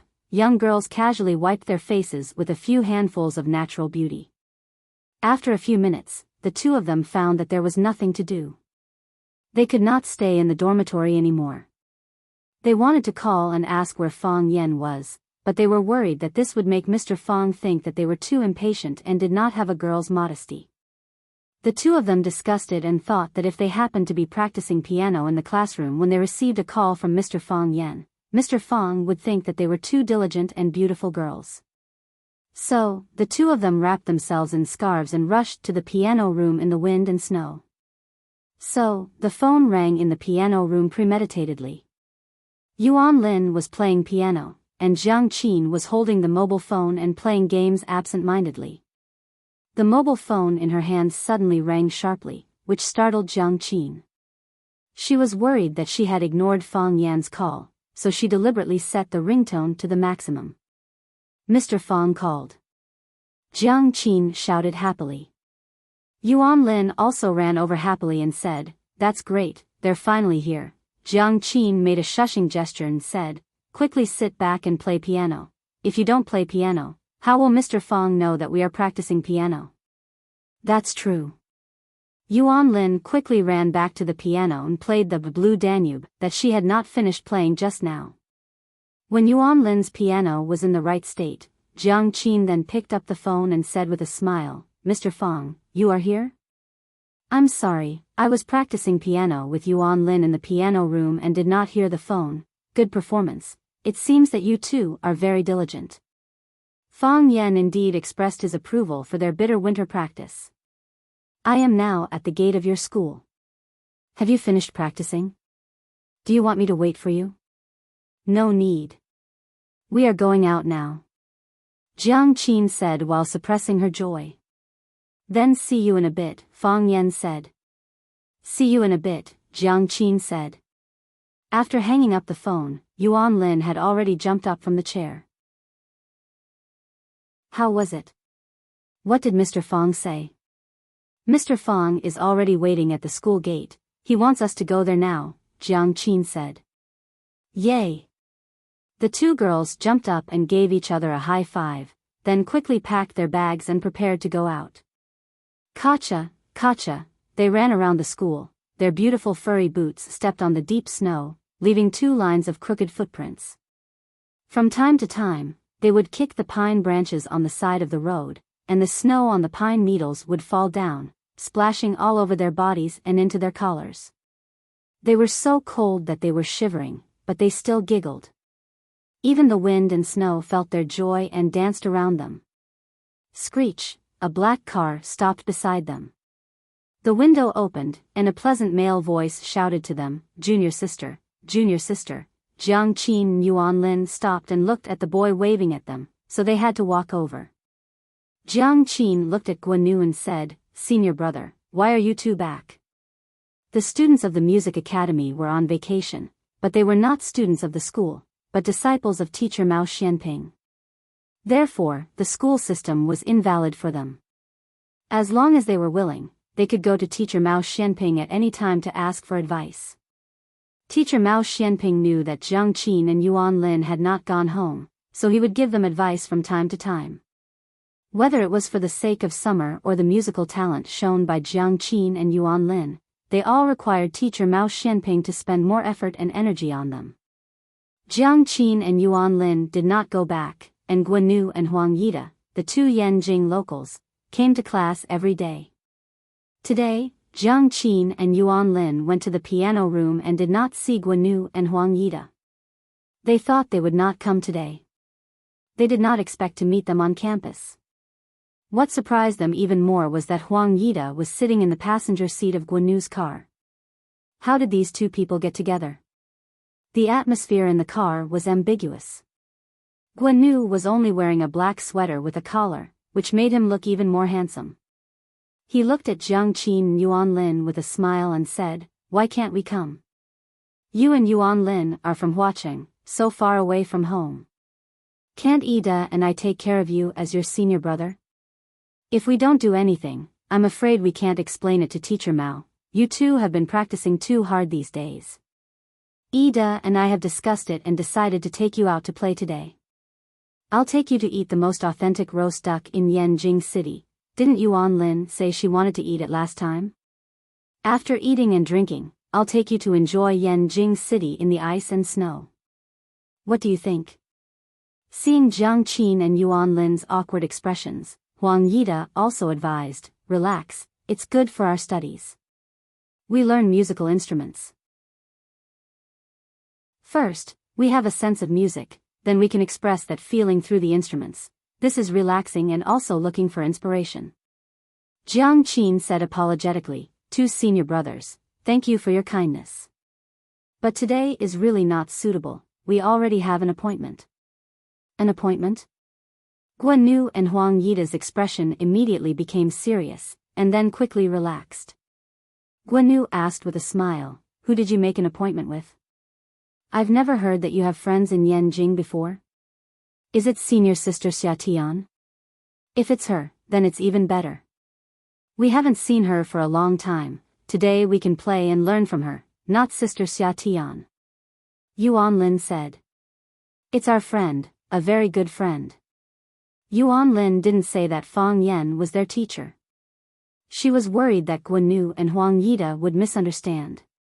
They didn't care much, but they didn't want to bring any bad influence to teacher Fang Yan. The incident with Brother Wolf and Huacheng had already left them with lingering fears. Especially Jiang Qin, because after the photos of her dancing with teacher Fang Yan were exposed, it caused many media in Huacheng to criticize Fang Yan.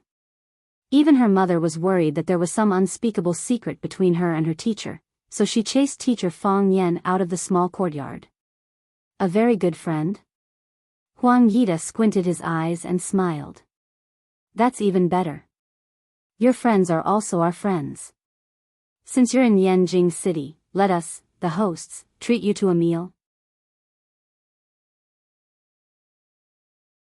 Chapter 346. Yuan Lin was Huang Yida's, and Jiang Qin was Guanu's. This was a tacit understanding between the two of them. It was precisely because the two of them liked different people and had the same direction of effort that the relationship between the two of them was getting better and better. It was no longer like before the arrival of Jiang Qin and Yuan Lin, who looked down on each other and secretly fought with each other. They were both the personal disciples of teacher Mao Xianping. With this relationship alone, they had an advantage over others. The most important thing was that Guanu's father was Guo Qinyun, a famous domestic film and television star, and his mother was Li Xiaoying, a folk singer. Huang Yida didn't know where he came from, but he usually didn't put Guanu in his eyes. Obviously, his family background was not simple. They were talented, good-looking, born in a famous family, and had a famous teacher. Wasn't it natural for such a boy to be a little proud? They had confidence in themselves, and they knew that they would eventually be able to win the girl's heart. If a relationship happened between a fellow apprentice and a sister, wouldn't it be a good story? However, Jiang Qin and Yuan Lin were very vigilant. They maintained a respectful but not close friendship with them. The two of them had asked Jiang Qin and Yuan Lin countless times to eat together, go shopping together, and watch a movie together, but they were all rejected. The only time they succeeded was when they went to the concert of the famous Italian band Forest, which was led by teacher Mao Xianping. Of course, after the concert, they also tried to invite them to eat crayfish and drink beer alone. Jiang Qin said that she didn't like crayfish, so she refused. They also suspected that Jiang Qin and Yuan Lin had a boyfriend, but after careful observation and analysis, they found that there was no sign of a relationship at all. First, the phone did not ring for a long time, and there would not be frequent messages. Second, the two of them were alone after school and on weekends, and they didn't see any suspicious people. Third, they were still virgins. This was a smell, a femininity. Ordinary people didn't understand, but they understood. Now that they heard that a good friend was coming, they didn't take the good friend too seriously. If only one of Jiang Qin and Yuan Lin was happy, then either Guanu or Huang Yida would be worried. But they were both so happy at the same time that they were not worried at all. It was impossible for two people to fall in love with the same man, right? The reason why they insisted on treating was not because of jealousy, but simply because they wanted to show their superiority in front of their good friend. Huang Yida looked at Jiang Qin and Yuan Lin and said, "We're all on the same side. Is there any inconvenience?"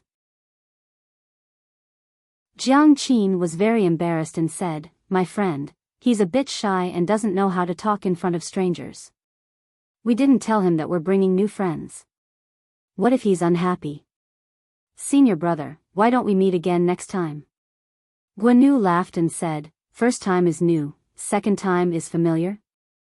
How about this, we'll treat the both of you to a meal. After the meal, if he's still not familiar with us, Ida and I will leave first. We definitely won't disturb the reunion between your friends. What do you think?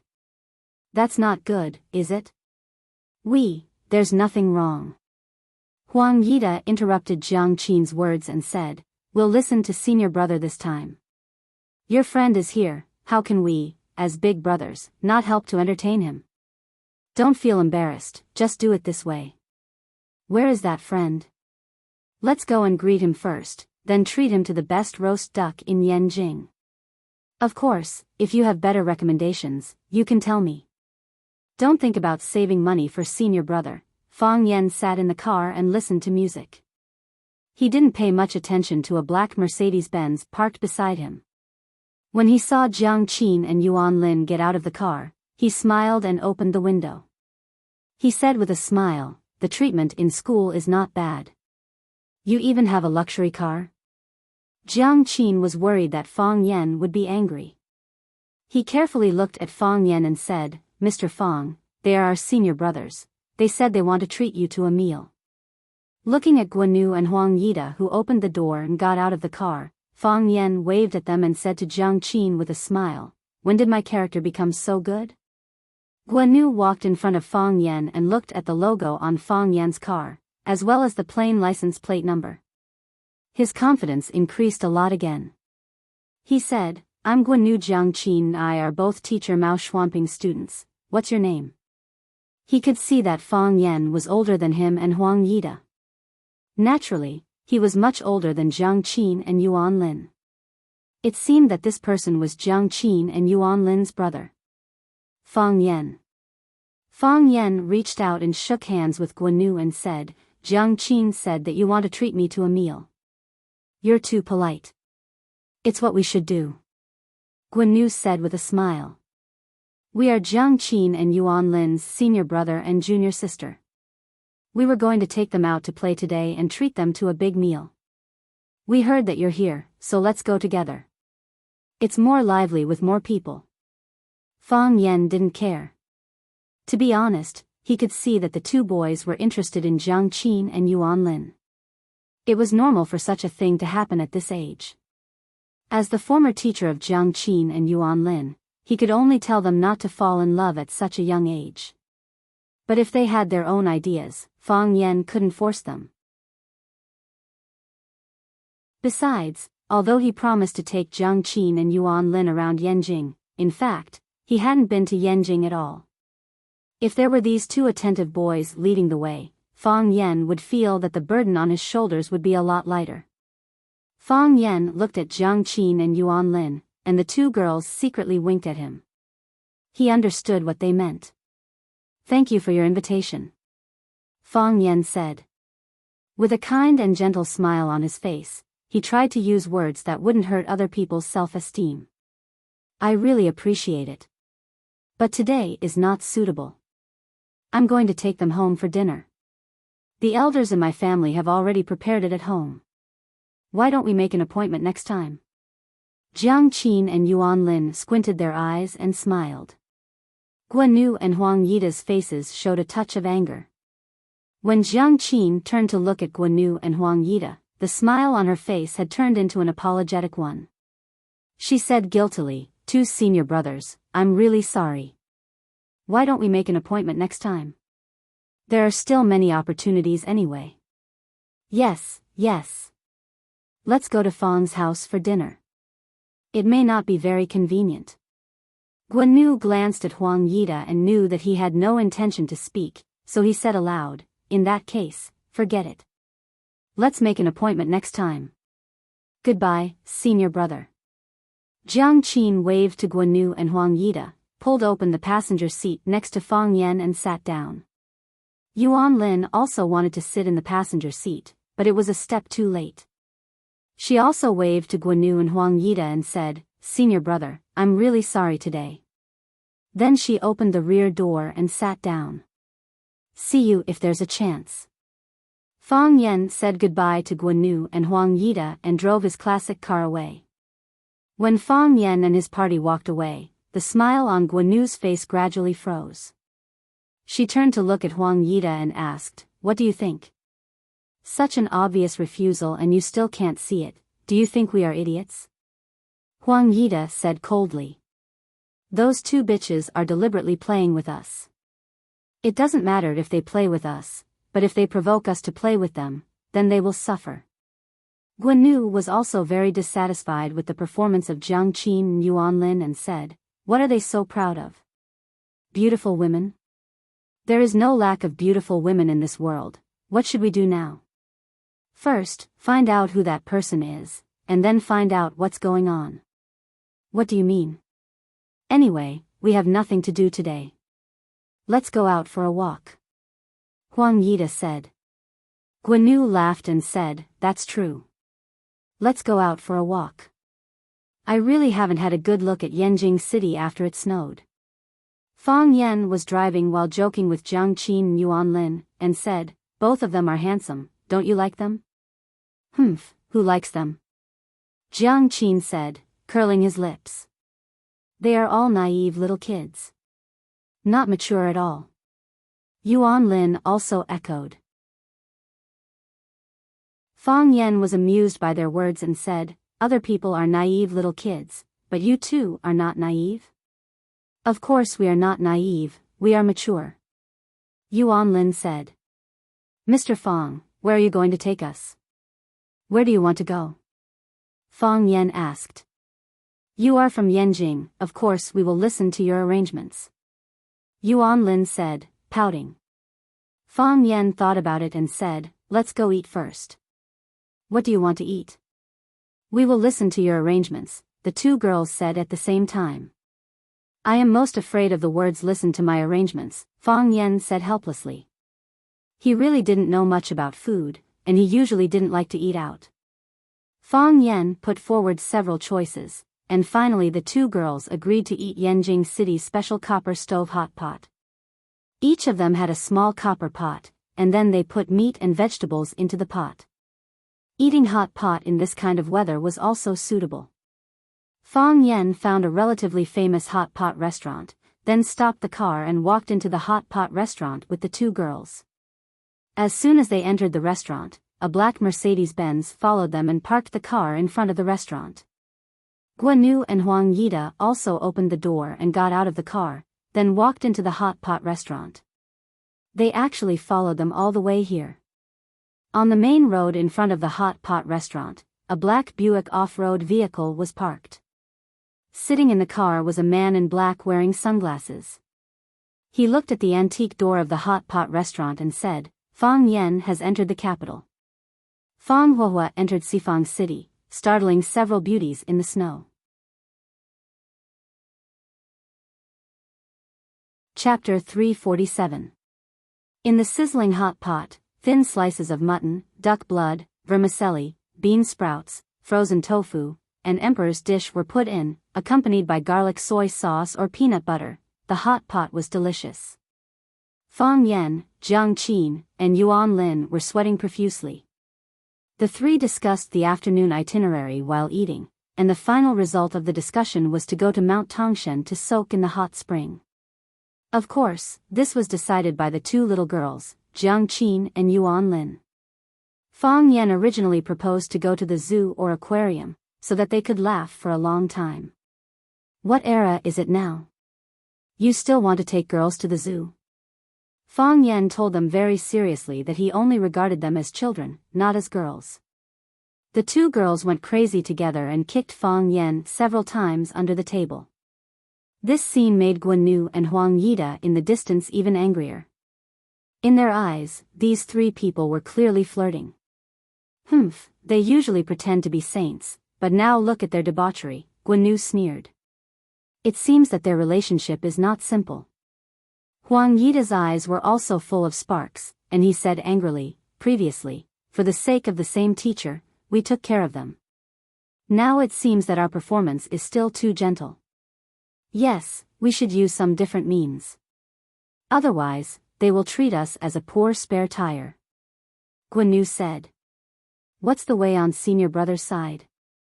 Huang Yida came a few days earlier than Guanyu, and he was the first disciple of Mao Xianping. Guanyu came a little later than him, so he called him senior brother. There is a way, but which one to take, it depends on their performance and my mood. Huang Yida said in a sarcastic tone, now it seems that the kid has a lot of means. One dragon and two phoenixes, enjoying the happiness of the world. I have to admire him. Who said that just now? He said that he is shy in front of strangers, and I'm afraid that he can't even speak. Now it seems that he doesn't look like he can't speak in front of strangers at all. The words, one dragon and two phoenixes, completely infuriated Guanyu. He sneered and said, then I'll wait to watch a good show. This is Yanjing City, we can't be bullied by a little tramp that popped out of nowhere. Bully? I've tasted everything, but I don't know what it's like to be bullied. I really want to try it. Maybe that kid has a big background. When we go up to teach him a lesson, he suddenly reveals his identity and gives us a show of strength. Then, we brothers will have kicked an iron plate. At that time, senior brother had a taste of being bullied. The story is not bad. It's just a story, Huang Yida said confidently. In this four-corner city, his father's position was not very prominent, but it was very important. There were people who were more powerful than his father, but he was definitely not a guy who drove a red flag from decades ago to pick up girls. Guan had always been curious about Huang Yida's origin. He asked again, "Senior brother, your family, what is it? If there's any money-making business, I'll have to help junior brother out. Our family doesn't do business. We're just servants of the people. We can't compare to your parents, who are big stars." Huang Yida said lightly. Although he said that his parents couldn't compare to Guanu's parents who were stars, there was no "can't compare" attitude on his face at all. The people's servants are good. The public servants are great. Guan said with a smile. Guan was still very satisfied with Huang Yida's answer. Although his answer was not too clear, he had already guessed it. The people's servants were full of arrogance and often did not put him in their eyes. Could they be regarded as ordinary people's servants? If they didn't reach that level, they were not qualified to be shameless and arrogant in front of him. After eating and drinking to their heart's content, Fang Yan paid the bill, and the three drove to Mount Tang, which was near Yanjing. After eating and drinking to their heart's content, Fang Yan paid the bill and the three drove to Mount Tang, which was located near Yanjing. Although it was Jiang Qin and Yuan Lin who proposed to soak in the hot spring, Fang Yan also thought it was a good idea. On this snowy day, they could find a hot spring to soak in the afternoon, drink a glass of grape juice or cold plum wine, and let the two little beauties massage his back and shoulders. Thinking of this, Fang Yan was still looking forward to it. Mount Tang was full of hot springs, but the most famous one was the first-class hot spring. The first-class hot spring had a very long history. It was said that an emperor of the Ming dynasty liked to soak in the hot spring here during the summer. The first-class hot spring was also named by the emperor himself. Later, after many renovations and expansions, the first-class hot spring became the largest and most luxurious hot spring villa in the Mount Tang area. After parking the car in the parking lot of the first-class hot spring, the three walked to the reception hall. A beautiful receptionist wearing a peony cheongsam greeted them with a smile and asked if the three wanted to go to the public area to soak or a private courtyard to soak. Fang Yan thought about it and said, "Then let's get a private courtyard." He simply thought that there was no need to squeeze with a group of people in a big bathhouse. On the one hand, it made him feel that it was not very hygienic, and another important reason was that he did not want to become the object of envy or hostility again because he brought two beautiful girls in the crowd. Besides, he was now well off and had hundreds of millions of cash in his card, so he did not need to care about the extra expenses. Jiang Qin and Yuan Lin looked at Fang Yan with red faces. Obviously, they had some unnecessary misunderstanding about Fang Yan. "Please follow me." The receptionist looked at Fang Yan, and then looked at Jiang Qin and Yuan Lin who came with him. She thought that this man was really lucky. The private courtyard was actually an independent courtyard. There were rooms and a living room in the courtyard where one could wash and rest. There was also a huge hot spring pool. 3 sides of the courtyard were surrounded by walls, and one side was covered by a dense bamboo forest. Outside the bamboo forest was Mount Tang. Even standing on the top of Mount Tang, one could not see the scene in the courtyard. There was still snow in the courtyard, and in the middle of the white snow lay a hot spring pool that was steaming. Lying in the pool, a person could reach out and catch a snowflake. This feeling was really wonderful. Jiang Qin reached out and touched the water in the hot spring pool. He said happily, "It's so hot. It must be very comfortable." Yuan Lin also reached out and touched it. She said, I really want to jump in. Then let's jump in. Fang Yan said with a smile. The two girls were happy, and he was also in a good mood. In your dreams. Jiang Qin rolled his eyes at Fang Yan. Pervert. Yuan Lin echoed. Fang Yan did not know whether to laugh or cry. Didn't the two of you say you want to jump in? Jiang Qin said with a sad face, Mr. Fang, we forgot something very important. What is it? We forgot to bring swimsuits. Jiang Qin said. Then what should we do? Fang Yan said awkwardly. Do you want me to buy it for you? There's no need, Jiang Qin said with a red face. I saw a shop in the lobby just now. We should be able to buy swimsuits there. Yuan Lin and I will go by ourselves. Fang Yan realized that although he had always treated Jiang Qin and Yuan Lin as children, they were actually not children. These small personal items had to be bought by themselves. Fang Yan nodded and said, then you guys go. Jiang Qin and Yuan Lin went shopping. Fang Yan tested the water temperature. It was indeed a bit hot. But in this snowy weather, if the temperature was not high enough, it was easy to freeze. Fang Yan thought that he should quickly take off his clothes and jump into the hot spring before the two girls came back. It would save him the embarrassment of changing in front of them. Fang Yan thought of this and did it. He quickly took off his clothes, leaving only a pair of briefs. Then he found a pair of disposable shorts in the room and put them on. This should be the clothes provided by the hotel for the guests to soak in the hot spring. Just as he was about to boil a cup of water to make a pot of tea, he heard the voices of the two girls in the courtyard. He did not bother to boil the tea. He quickly ran to the backyard and jumped into the hot spring. Whoosh, water splashed everywhere. Whoosh, hot air boiled. Fang Yan let out a long sigh of relief. He felt that all the pores on his body had opened up. This feeling was quite wonderful. Hearing the sound of water in the backyard, Jiang Qin and Yuan Lin quickly ran over. Seeing Fang Yan soaking in the hot spring, they said, Mr. Fang, you soaked in first? Yes. Fang Yan's body shrank in the hot spring. Only his head was exposed. He said, I came in first to help you test the temperature. Then we'll also go and change clothes, said Jiang Qin. Mr. Fang, don't peek. Yuan Lin said with a chuckle. What kind of person do you think I am? Fang Yan said angrily. You're so young but full of mischief. What's there to see? Fang Yan leaned his head against the stone wall at the edge of the hot spring and closed his eyes to take a nap. This was indeed a place for people to relax. After an unknown period of time, Jiang Qin's voice was heard. The girl's voice was soft and timid. She said, Mr. Fang, can you close your eyes first? Close my eyes? Fang Yan thought for a moment. He had already closed his eyes. However, after being reminded by Jiang Qin, he opened his eyes and glanced at the room. He said, What's wrong? Why do you want me to close my eyes? Mr. Fang, don't peek. Yuan Lin's body was hidden behind the curtain.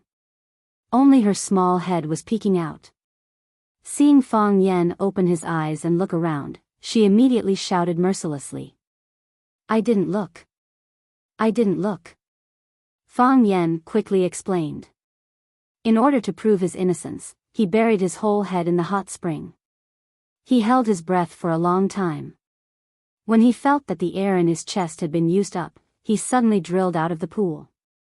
Then, he saw two little mermaids in swimsuits sitting on the other side of the pool and looking at him with a smile.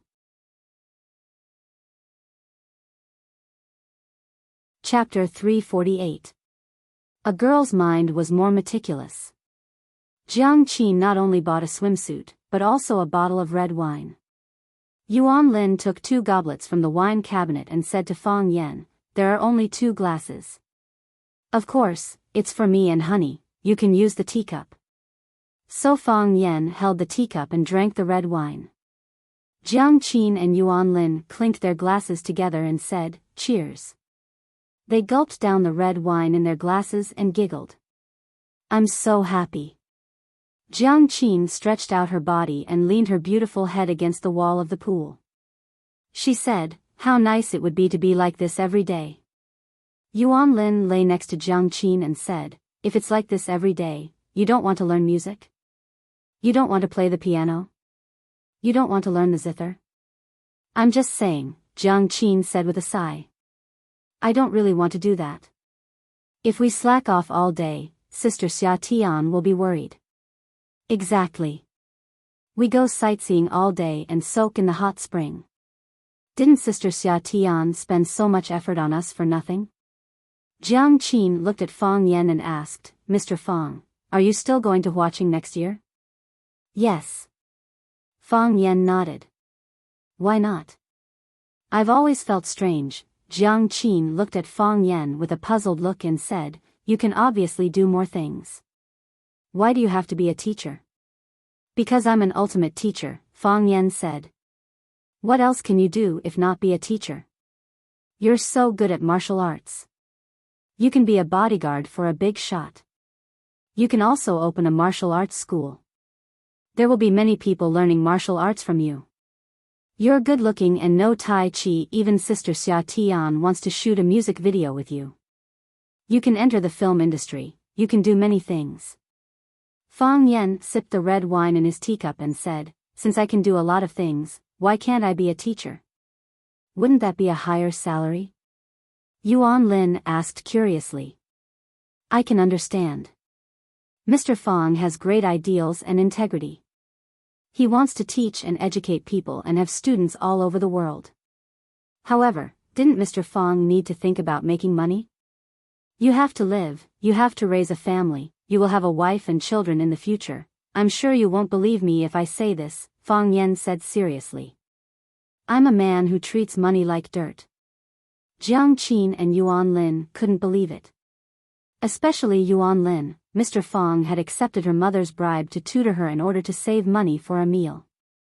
"I'm not lying," Fang Yan said with a smile. "I have hundreds of millions in my card. Tell me, if money isn't shit to me, what is it?" Both of them felt that Fang Yan was bragging or going crazy. How could he have hundreds of millions?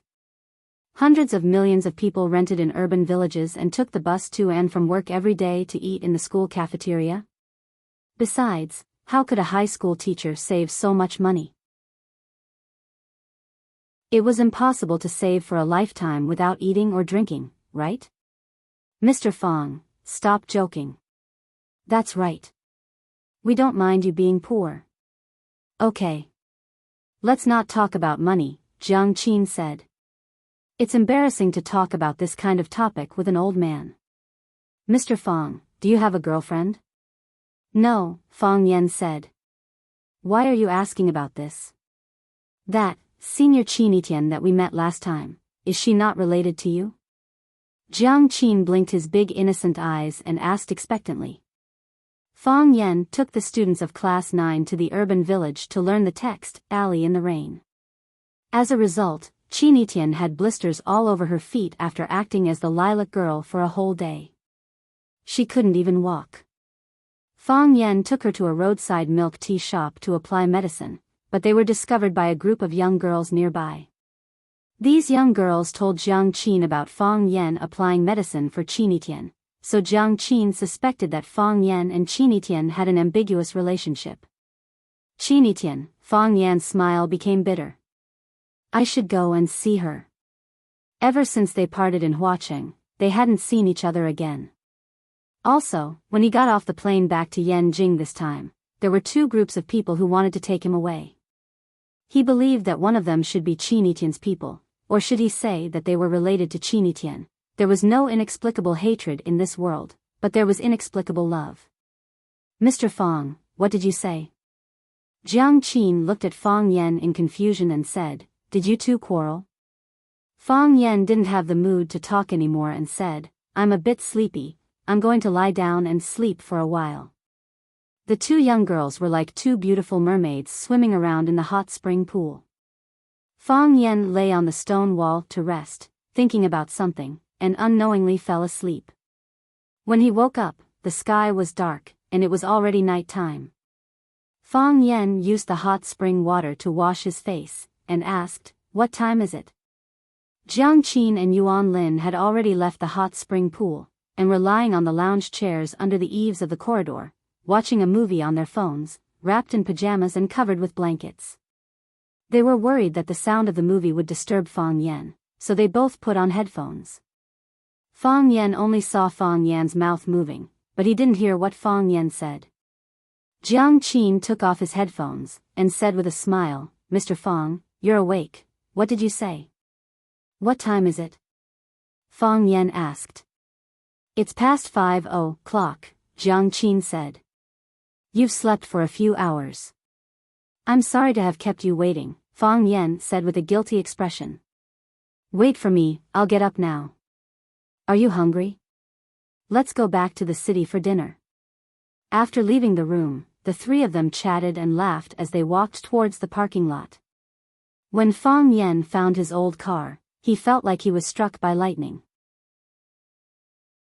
He was really struck by lightning. The body of the car was densely scratched, the lights were broken, the front of the car was dented, and the car had been kicked countless times. There were even muddy water marks on it. The smile on Fang Yan's face froze, and his eyes were filled with murderous intent. This was his grandfather's car, the first car his grandfather ever owned, and the only car his grandfather ever owned. This car had a special meaning to his grandfather, Fang Hui. He knew that his grandfather cherished this car very much. At the time, his father, Fang Yixing, couldn't even borrow it for a single use. Later on, his grandfather's legs were paralyzed, and he couldn't drive anymore. His grandfather then gave the car to Fang Yen for safekeeping, and told him to take good care of it. Some people say that a car is a man's second lover. Fang Yen had never had a lover, so he didn't know what it felt like to have one. But Fang Yen now knew very well that he was in a very bad mood. Those scratches weren't on the body of the car, it was more like they were scratched on his face. Those kicks didn't seem to be on the door of the car, but more like they were on his legs. "Lustful," Fang Yen said in a cold voice. "Those bastards are really lustful. They're willing to do anything." Jiang Qin and Yuan Lin's faces were also pale with anger. They didn't expect someone to be so shameless. Hearing the meaning behind Fang Yan's words, Jiang Qin asked, "Mr. Fang, do you know who did this?" "I can guess." Fang Yen said with a sneer, "They followed us all the way. We went to eat hot pot, they also went to eat hot pot. We came to Tangshan, they also followed us, they've been sneaking behind us. I thought they were your senior brothers, and you would see them often in the future, so I didn't bother to pay attention to them. I didn't expect them to be so bold and do such a low-class thing." With Fang Yan's ability, how could he not know that someone was following them? And not only Guan Yu and his men were following them, but there was also another group of unidentified people following them. The difference was that Guan Yu and his men's tracking skills were so bad that it was difficult not to find them.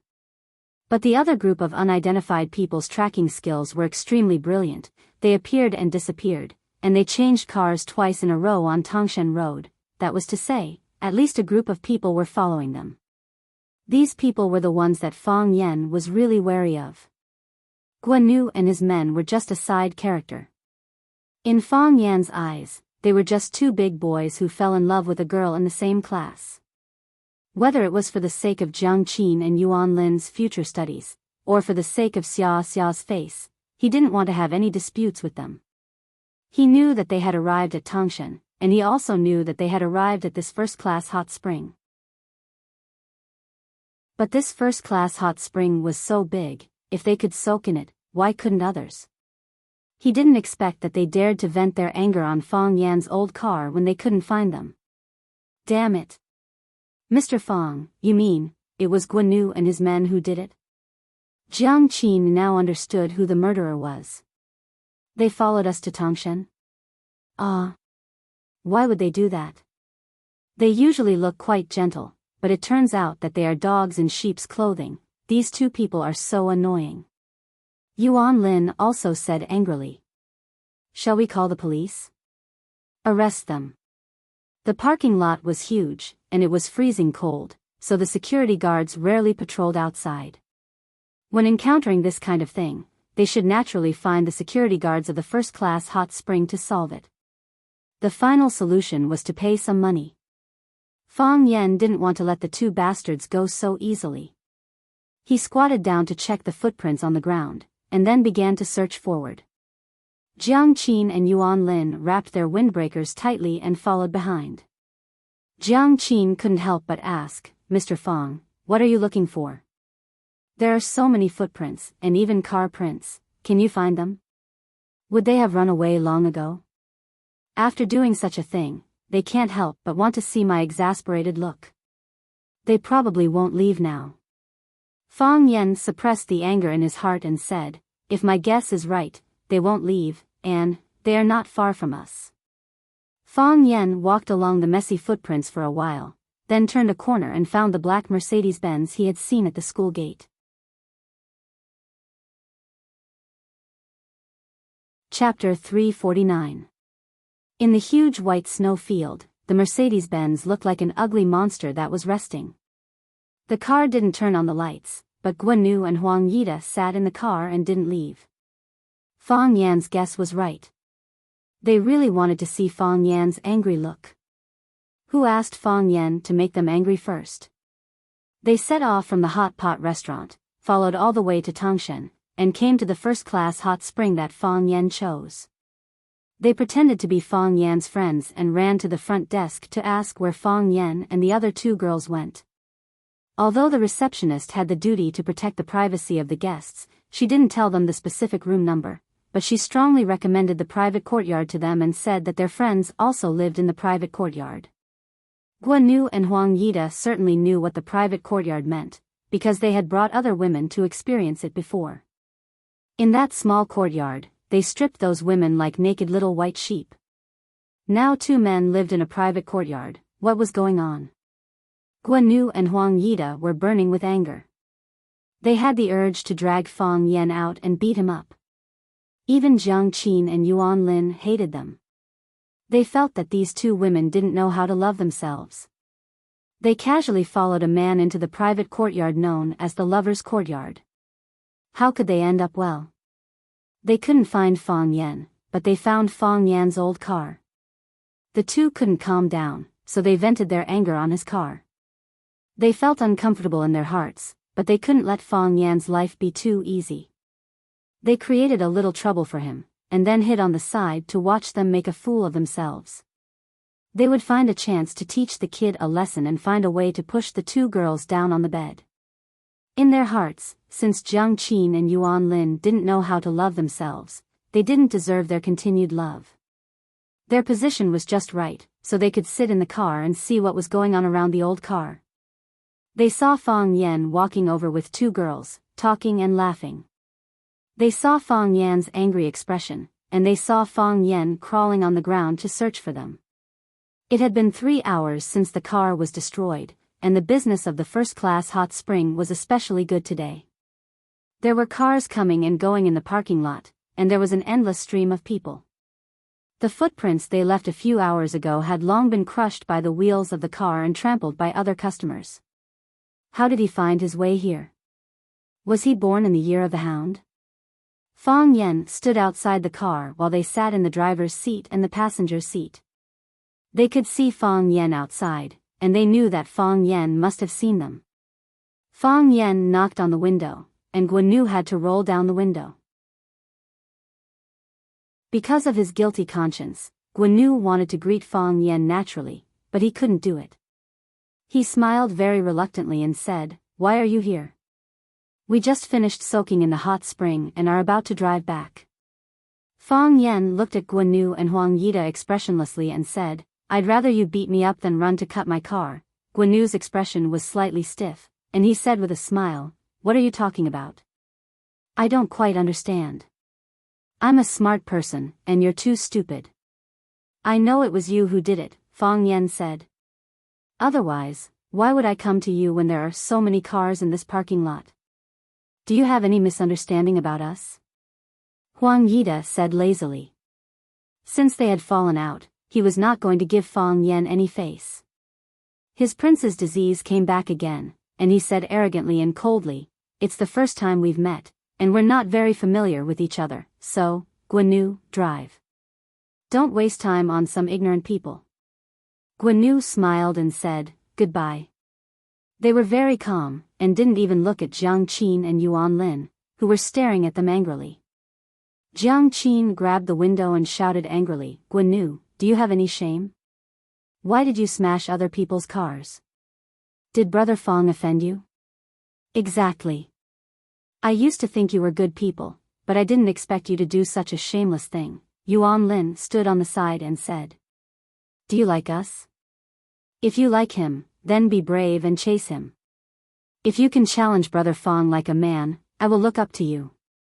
Don't you feel ashamed that you only know how to do such sneaky things? Even dogs despise such men. Don't be so ungrateful." Guanu's face became gloomy. "Who do you think you are? Like you? Why don't you take a piss and look at yourself? You're just two peasant girls. If it weren't for senior sister Xia, who would care about you? The Academy of Music is short of everything, but there is no shortage of good-looking women. I can go to school with my eyes closed and pull one to look better than you." Huang Yida sneered. "Fighting for a woman? Do you deserve to make me do such a thing?" He was really a very proud and very tsundere man. In his eyes, beautiful women were like cabbages that he could eat at will. He could fry them if he wanted. Of course, he could really do that. After listening to his words, Jiang Qin and Yuan Lin were very angry, and Fang Yan was even more furious. In his heart, although Jiang Qin and Yuan Lin were still children, they were both very beautiful children. More importantly, they were his students and the juniors of his friends. They attacked his friends like this. Of course, Fang Yan was very unhappy. Of course, Fang Yan was not in a hurry to explode. Because he knew that it was a very serious matter for a girl who felt good about herself to be scolded for not being beautiful. This matter was more than 10 times more serious than his classic car being smashed. He needed to provide time for the two of them to calm down. Sure enough, Jiang Qin and Yuan Lin immediately began to fight back. "If that's the case, why are you following us like dogs? You invited us to dinner time and time again, and even when you were rejected, you still have to pretend to be gentlemen," Jiang Qin said. "If we don't give him face, he is also shameless. When we go to the hot pot restaurant, they follow us to the hot pot restaurant. When we come to the hot spring, they come to the hot spring. How pitiful are they? On such a cold day, we are soaking in the hot spring in the yard and drinking red wine, while they are outside drinking the wind and eating the snow. Their days must be hard, right?" Yuan Lin sneered. "You two bitches," Guan cursed. Jiang Qin and Yuan Lin's words did poke at their wounds. Waiting outside for a few hours really made the two of them feel like a year. Moreover, there was a sense of shame that they were not cared about. Two stupid women. "Do you know what you have done?" Huang Yida was so angry that he laughed. "Do you know that what will happen next is out of your control? I will make you beg for death." "Shouldn't I be the one saying that?" Fang Yan said. "You smashed my car and scolded my friend. Shouldn't I be the one looking for trouble?" "Get lost," Guan scolded. He didn't dare to offend Huang Yida, but in his heart, he really didn't care about a small character like Fang Yan. "Who are you? If you make me angry, you will be the first to die. You really make me feel very conflicted," Fang Yan said. "I originally thought that we should talk about the compensation first, and then pay your mother back, of course. Let your mother come and sleep with you," Guan scolded recklessly. "Fine," Fang Yan said coldly. "This problem is solved." Fang Yan grabbed Guan's head and slammed it against the steering wheel. Clang! Before Guan could fully react, his forehead had already hit the steering wheel. Fang Yan angrily hit with great force. Just one hit made his head bleed, and the blood flowed into his eyes, making it difficult for him to see. Clang! Fang Yan grabbed Guanu's head and slammed it against the steering wheel again. With just 2 hits, Guanu actually fainted. Fang Yan's action was too fast, and he couldn't even say a word of threat or beg for mercy. It was not until this time that Huang Yida, who was sitting in the passenger seat, reacted. "What are you doing? What are you dash?" He reached out and wanted to roll up the window. If Fang Yan didn't quickly pull his arm out, it would be crushed by the window glass. Click! Fang Yan's speed was faster, and he stood next to the main cockpit, directly locking all the windows. No matter how hard Huang Yida tried, there was no way to roll up the window. Fang Yan ignored Huang Yida, and one of his hands was still grabbing Guanu's head. He knew that Guanu had fainted, but this didn't mean that he had vented his anger. Clang! He slammed Guanu's head against the steering wheel for the 3rd time.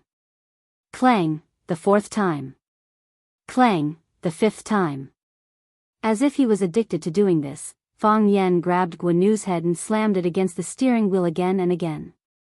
When the steering wheel was crooked, he used his other hand to straighten it and continued to hit it. The Mercedes-Benz logo in the middle of the steering wheel was printed in the middle of Guanu's forehead, creating a triangular flesh hole on his forehead. Guanu's head was dripping with blood, and the steering wheel was also drenched with blood. Blood flowed on the ground and on Guanu's legs. It was a shocking sight. The narrow car was filled with the smell of blood, which made Huang Yida feel nauseous. As soon as Fang Yan let go, Guanu's whole body collapsed on the leather seat, as if he was dead. Fang Yan took a tissue from the car to wipe the blood between his fingers. He looked at Huang Yida and asked, "Do you know that the next thing is out of your control? I'm going to make you beg for death. This sentence should be said by me."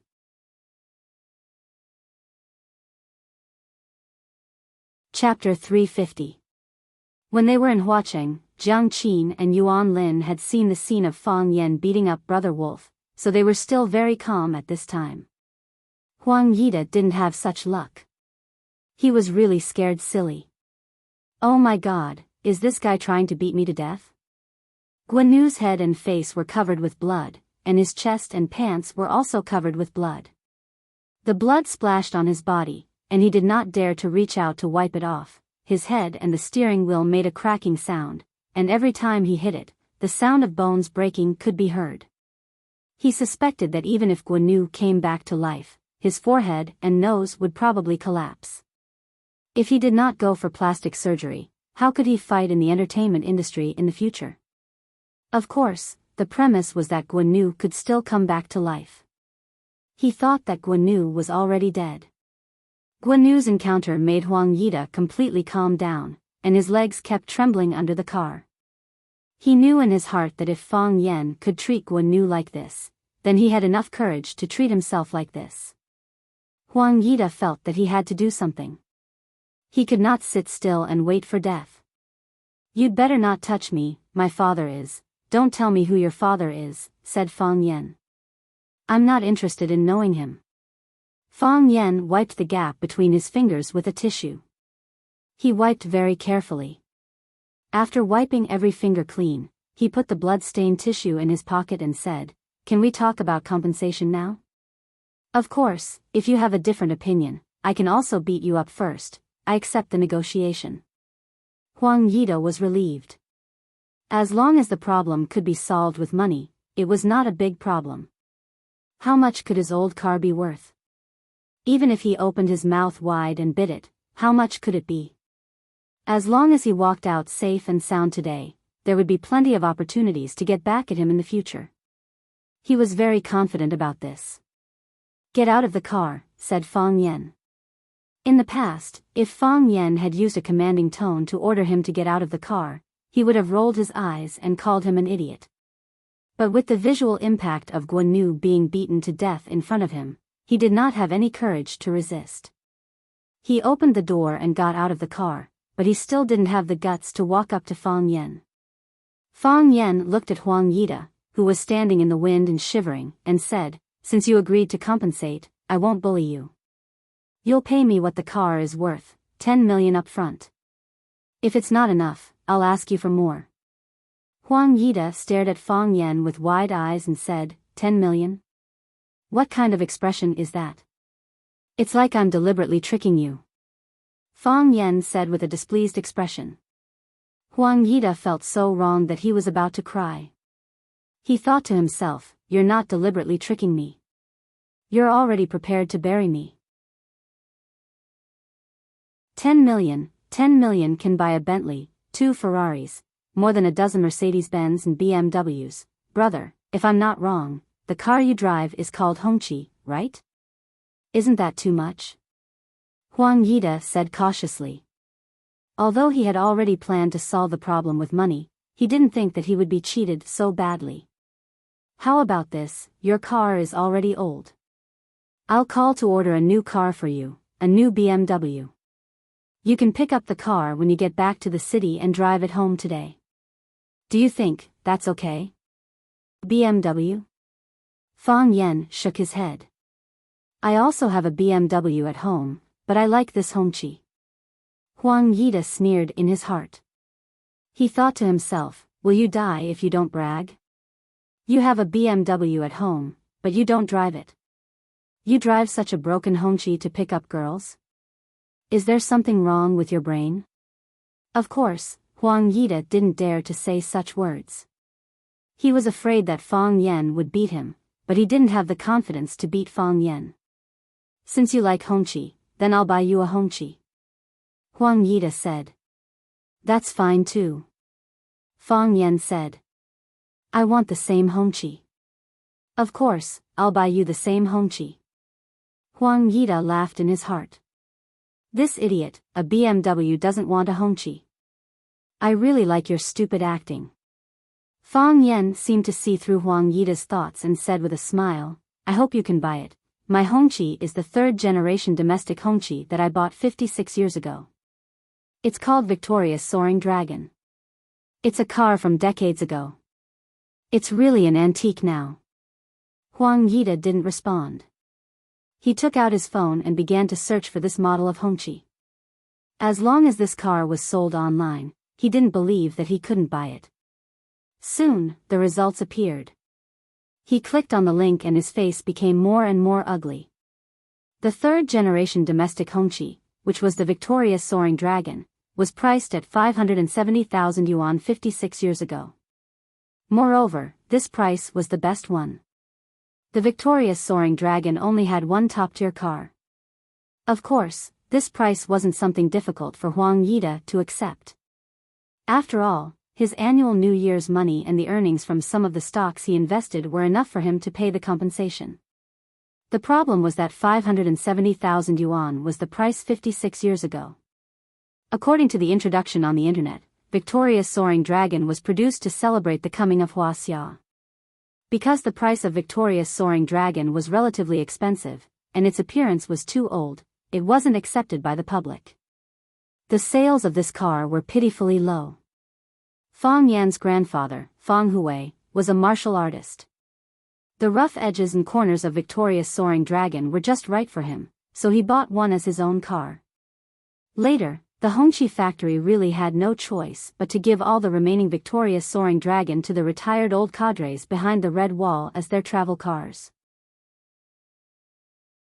After the car was sent out, the leaders of the Hongqi factory were also relieved.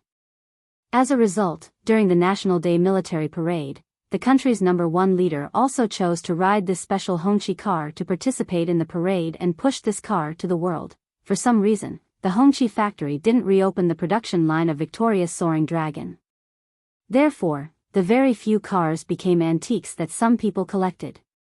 Now, the price of each Victoria's Soaring Dragon was between 6 million and 8 million. If the previous owner of the car had a special identity, then the price could be higher. In that case, the 10 million that Fang Yan offered was indeed a good price. After all, this type of car wasn't something that could be bought with money. What stupid thing did they do? Huang Yida completely became an idiot. He began to envy the unconscious Guanu. At least he didn't have to worry about money now. Fang Yan looked at the change in Huang Yida's expression and said, now you know that my asking price isn't high, right? The car was just cut, it's not broken yet. Can it still be driven after some repairs? Huang Yida said. Pa. Fang Yan slapped Huang Yida's face and said with a sneer, do you want to say that since the car isn't completely broken anyway, why don't you just pay for the repair and let this matter go? Huang Yida's face was burning with pain. He reached out and wiped it. There was blood on his palm. He knew that the corner of his mouth was cut by Fang Yan. His eyes became fierce, but his voice was still calm as he said, I didn't expect this car to be so expensive. I don't have that much money in my card. How to raise money is your problem.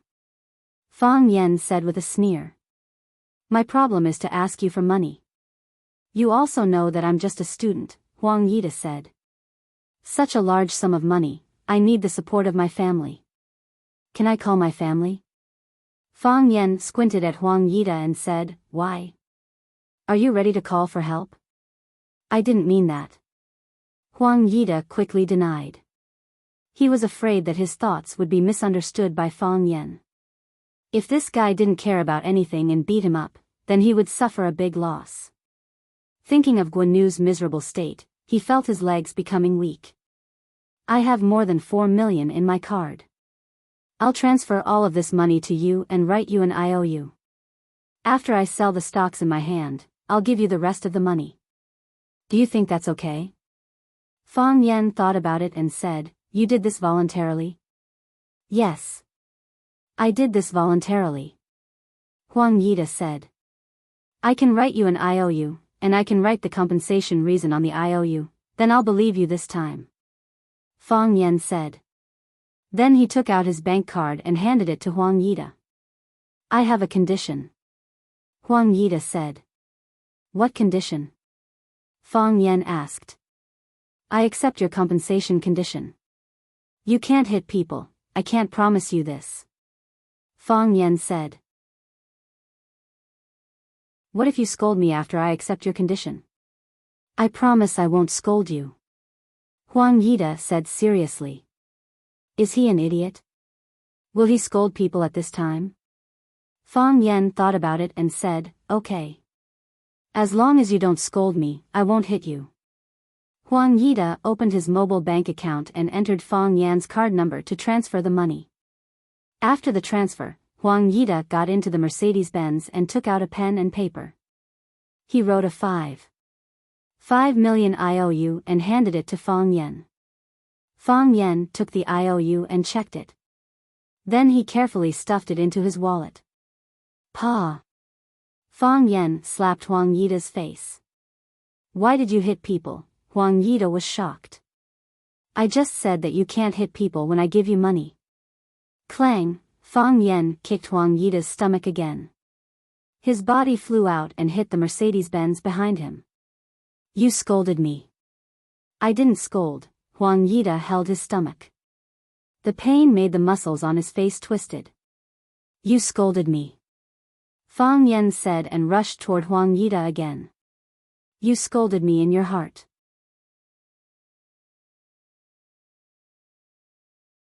Chapter 351. Bang!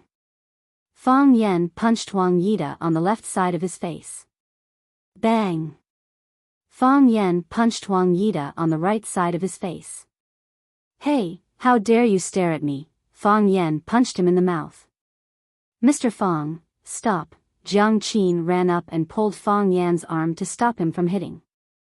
Mr. Fang, Yuan Lin shouted, Mr. Fang, and rushed up to hold Fang Yan's waist. Yuan Lin's behavior made Jiang Qin very dissatisfied. You can stop the fight, but why did you hold him?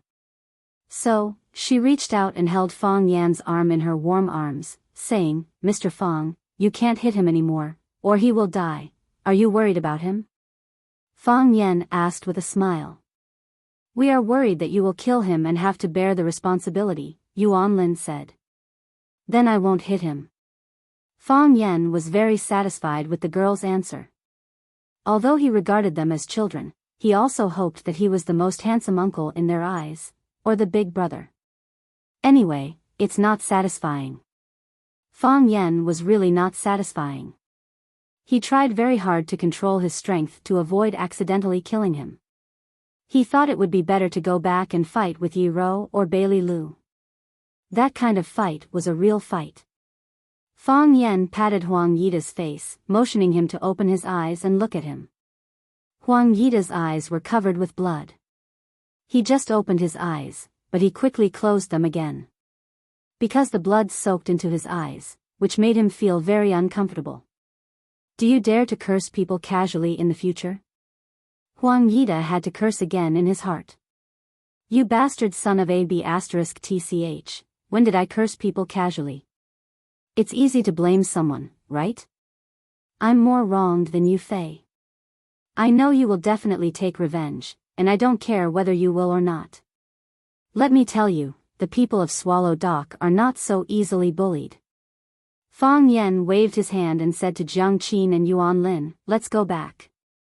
Jiang Qin and Yuan Lin looked sympathetically at Huang Yida, who was lying motionless on the front of the Mercedes-Benz, and then happily followed Fang Yan to the smashed classic car. Ouch! It was as if his muscles were being torn apart. He felt like his body was falling apart. Many parts of his body were no longer listening to his brain. He tried his best to get up. Just as he used his elbow to push his body up, his strength was exhausted. Once again, he lay on the roof of the car, gasping for breath. Senior brother.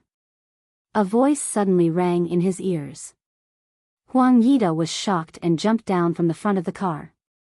Seeing Guan standing next to him with blood all over his face, he asked in a trembling voice, are you a human or a ghost?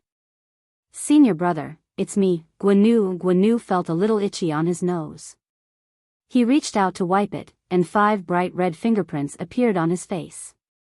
Huang Yida took several steps back and shouted, Guan, are you okay? Senior brother, I can't swallow this. Guan said with red eyes.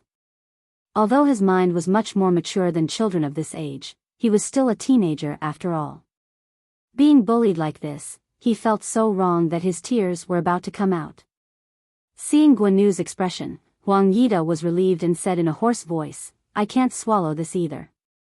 He took my money, and he has to spit it out for me. Spit it out 10 times, 100 times. He hit my people, and he has to pay it back, 10 times, 100 times. This time, I want his life. Senior brother, should we call the police? Call the police? Calling the police is too easy on them.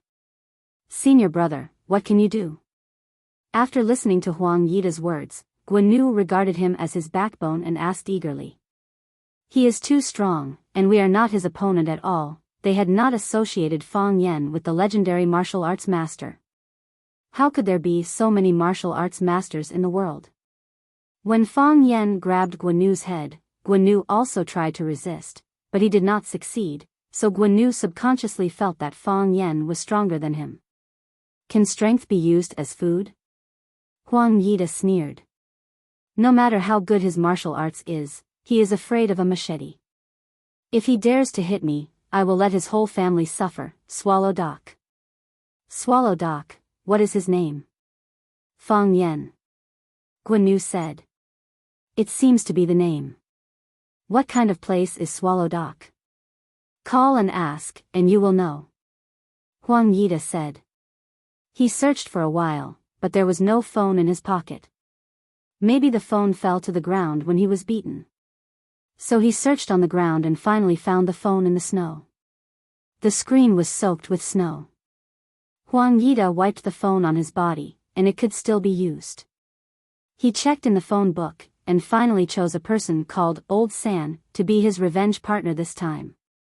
The phone was dialed, and it was quickly picked up. A laughing voice came from the phone and said, Young Master Huang, I haven't found a brother to drink with for a long time. Where have you been recently? Huang Yida was not joking with Old San. He was not in the mood. He said in a deep voice, Third brother, your brother was bullied. What? Bullied? In Yanjing City, who dares to bully my brother? Old San asked in surprise. Third brother, I was careless this time. I came to Tongshan with my friends to soak in the hot spring, but we were blocked. Third brother, help me find a place. Swallow Dock. Have you heard of this place? Brother, you were bullied, this is a big deal. Don't mention Swallow House, even if it is Peacock House, I will burn it down. Where are you now? I will pick you up immediately. Then we will directly bring our brothers to Swallow House to avenge you.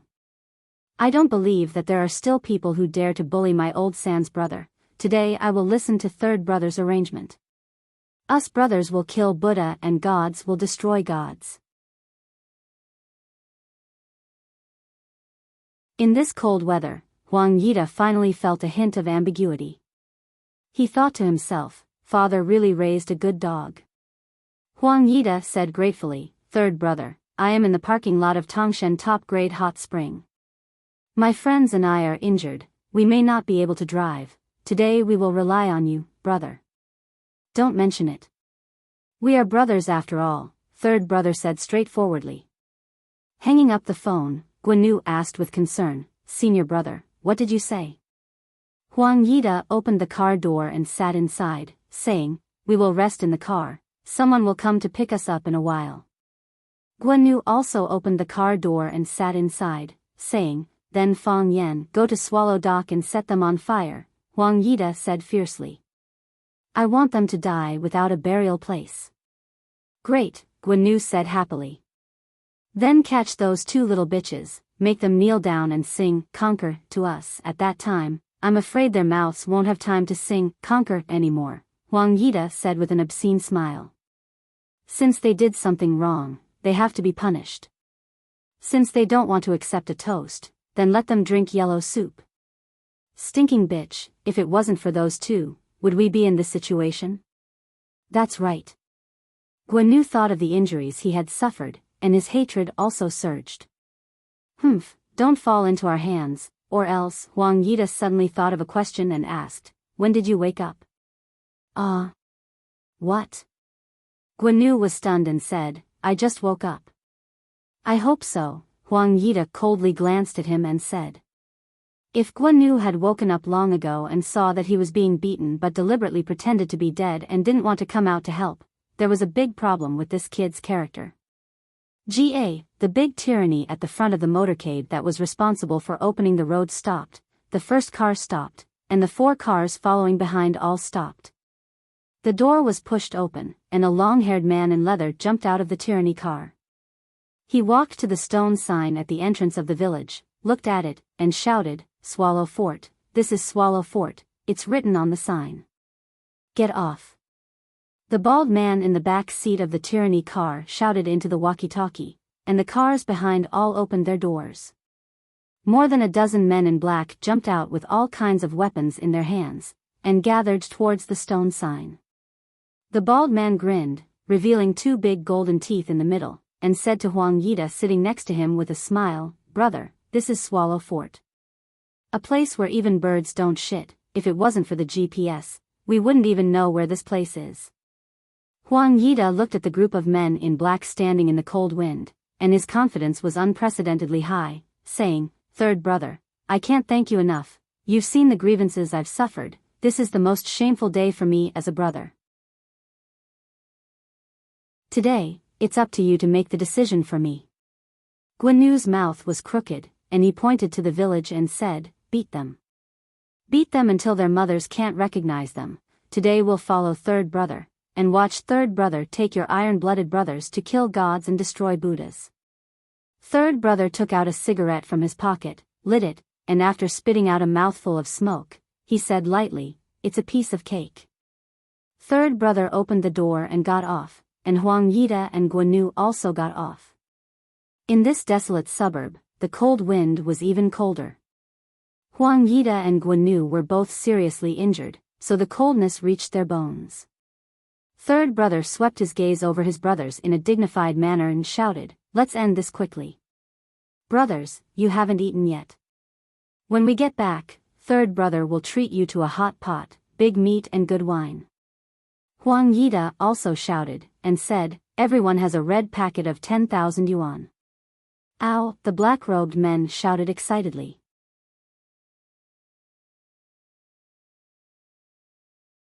Chapter 352. It was getting later and later, the sky was getting darker and darker. The wind and snow that had stopped for half a day started flying again. The goose feather-like snowflakes and ice cubes inlaid a layer of protective film on the stone tablet.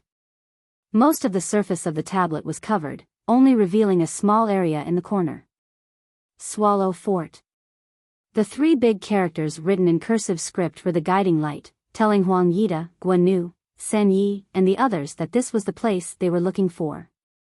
Perhaps it was because of the long days, or the wind and rain, this stone tablet was mottled and broken, like an ordinary old man that had almost melted into the earth because of his age.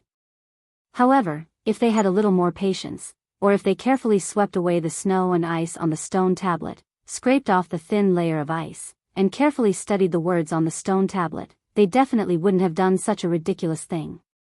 But it could only be if, because they didn't do those things, so they were ignorant and fearless. To San Yi, in such a remote and ancient village, what kind of great person could there be? What kind of great person would be willing to live here? He had 2 popular bars in Yanjing, and he had dozens of underlings watching over them.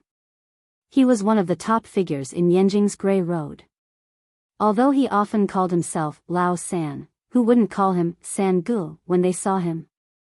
There were even some new lads who directly called him San Yi. San Gu was very proud. San Gu was very arrogant. To San Gu, this small village wasn't even enough for him and his brothers. Not only could he help Huang Yida please his father, but he could also give some benefits to his brothers. This was a great deal. He raised his head again and blew a smoke bubble, saying loudly, "Brothers, did you hear that? We'll have enough meat and enough wine. Young Master Huang is benevolent and righteous, he can't bear to let everyone work for nothing. After we're done, he'll give everyone a big red packet of 10,000 yuan. Brothers, do you know what to do?" "Yes," a burly man said with a smile. "We'll go wherever young Master Huang points. Whoever offends our young Master Huang, will take his life. Young Master Huang, just wait and see. We brothers won't eat and take money for free." Third brother waved his hand, motioning for everyone to quiet down. He said, "We are looking for a kid from Swallow Dock called Fang Yan. Let's ask a villager first. Once you find him, beat him half to death and hand him over to our young Master Huang." "Understood." The gangsters shouted in unison. Third brother waved his hand, and the group of black-clothed men with knives and cudgels walked into the village. Quang quang quang, black shirt, black pants, black leather boots. Marching into the village in such a large group, it looked extremely powerful and imposing. Third brother turned around to look at Huang Yida and said, "Brother, shall we also follow and watch?" "Look." Huang Yida stomped his feet and cursed, "What kind of shitty place is this?" It was so cold that he almost froze. "You can't not exercise." "Third brother, there's an old man in front." A hooligan pointed at a hunchbacked old man in front of them and said. The old man was wearing a thick sheepskin coat, with a dung basket in his left hand and a dung rake in his right. He was walking towards the village step by step. "Go ask for directions," third brother said. The long-haired man quickly ran in front of the old man and shouted, "Old man, I want to ask you something. Is there a guy called Fang Yan in your village?" The road ahead was suddenly blocked by someone. The old man slowly raised his head and looked at the long-haired man, asking, "What did you say?" The old man's voice was hoarse, as if he was using all his strength, but it wasn't enough. As soon as it flew out of his mouth, it disappeared. "Old man, I want to ask you something. Is there a guy called Fang Yan in your village?" "Fang Yan, do you know Fang Yan?" Longhair couldn't help but raise his voice. "What did you say?" "I can't hear you." The old man covered his ears with his hands, as if trying to block out the howling wind. Longhair helplessly turned around and said to third brother, "This old man is deaf. He can't hear me. You're the deaf one." The old man's face was full of anger as he scolded. "Ha ha ha ha, the surrounding black-clothed men all burst into laughter. Seeing Longhair being called deaf by an old man, they thought it was quite funny. Longhair was both embarrassed and angry. He pointed at the old man and scolded, "Old man, are you king messing with me? You can't hear me when I ask you a question, but you can hear me clearly when I call you deaf. Are you deaf or not?" "Some words can be heard, and some words can't," the old man said aloud. "If you can't hear, then don't let it in. Don't dirty your ears." "Old man, who are you saying can't be heard?"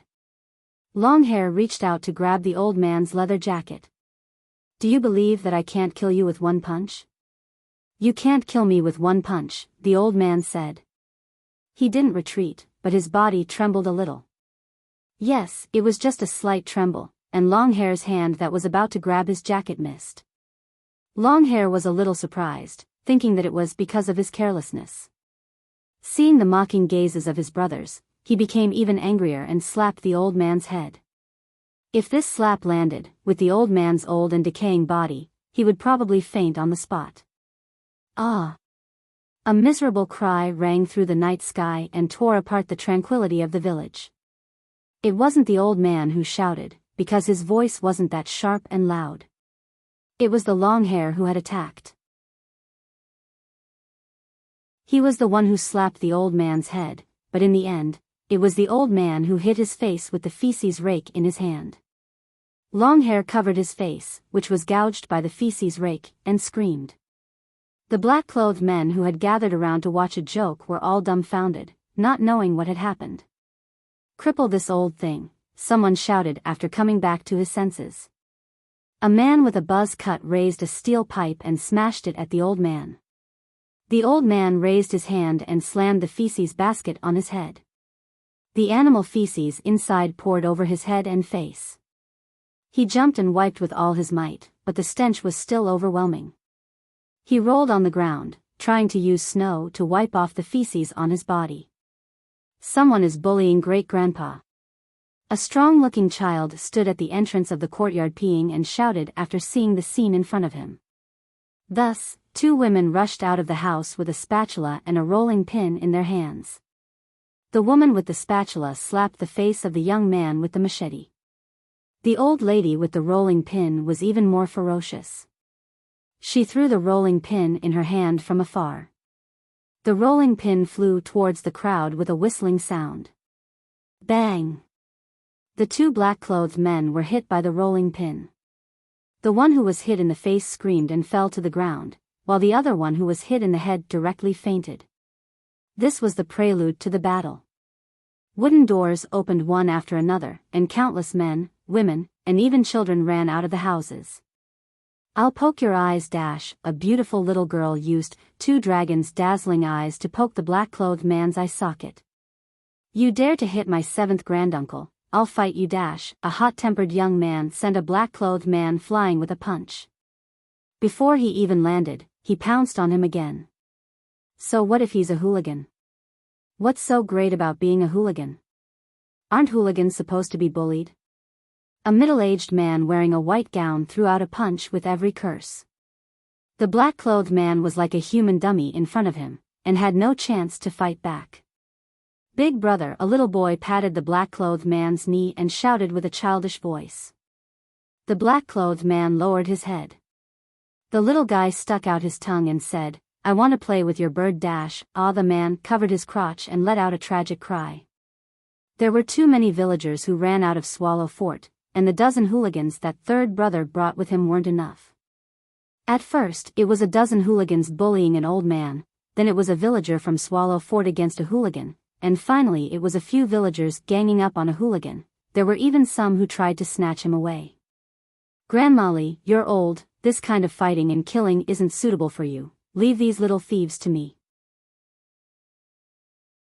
"First wife of the Lin family, you're pregnant with a baby, you need to take care of it. Don't touch it. Come, leave the one under your hand to me." "Don't worry, I'll beat him up however you want." "Guzzy, you little boy, get out of my way, your father didn't even get one. What are you doing here?" In the end, the old man who collected dung had nothing to do. He picked up his dung rake and basket from the ground, shoveled the animal dung on the ground into the basket again, grinned and said, "During the war, the army didn't dare to enter Swallow Fort. It's been hundreds of years, and I've never met a hooligan. This old man has lived for so long, but it's the first time I've encountered something like this. Fresh." Huang Yida and Guan were dumbfounded. It shouldn't be like this, the plot shouldn't be like this. They brought hooligans, super thugs who lived on the edge of a knife, took people's money to eliminate disasters. This was just a small village that was hard to find on the map, and there was a huge disparity in strength between the two sides. How did it become like this? They hadn't even seen Fang Yan, and the thugs they brought were all killed. How could they take revenge? How could they get back the check and get justice? Huang Yida was upset and uncomfortable, and Guan had already cried out of grievance. Third brother couldn't believe what had happened in front of him, and he didn't wake up until the butt of the cigarette in his mouth burned his lips.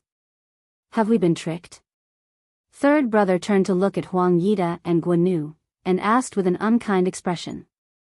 Huang Yida's face was extremely embarrassed, and he nodded and said, "It's very likely that he deliberately told us this place, just to lure us here for revenge. Let's just run," Guan said with a sad face. Unfortunately, they couldn't run away. The villagers who had defeated the bodyguards in black had already surrounded them in the middle.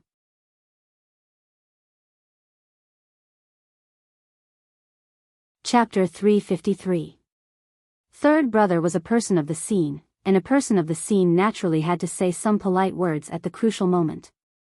He cupped his fists, bowed to the villagers present, and said with a smile, "Fellow villagers, friends and elders, is there any misunderstanding? We came to Swallow Dock with no ill intentions, we just wanted to find a person, a friend. If we have disturbed you, please forgive us. I apologize to you, sincerely apologize. Today we are allowed to pass, and we will definitely give you generous gifts in the future." Third brother was very sad and sorrowful. All these years of smooth sailing made him have higher and higher expectations of himself. He did not allow himself to fail, and he would not allow such a humiliating failure. He wanted a 100% victory. He wanted to become a 100% king of war like third brother.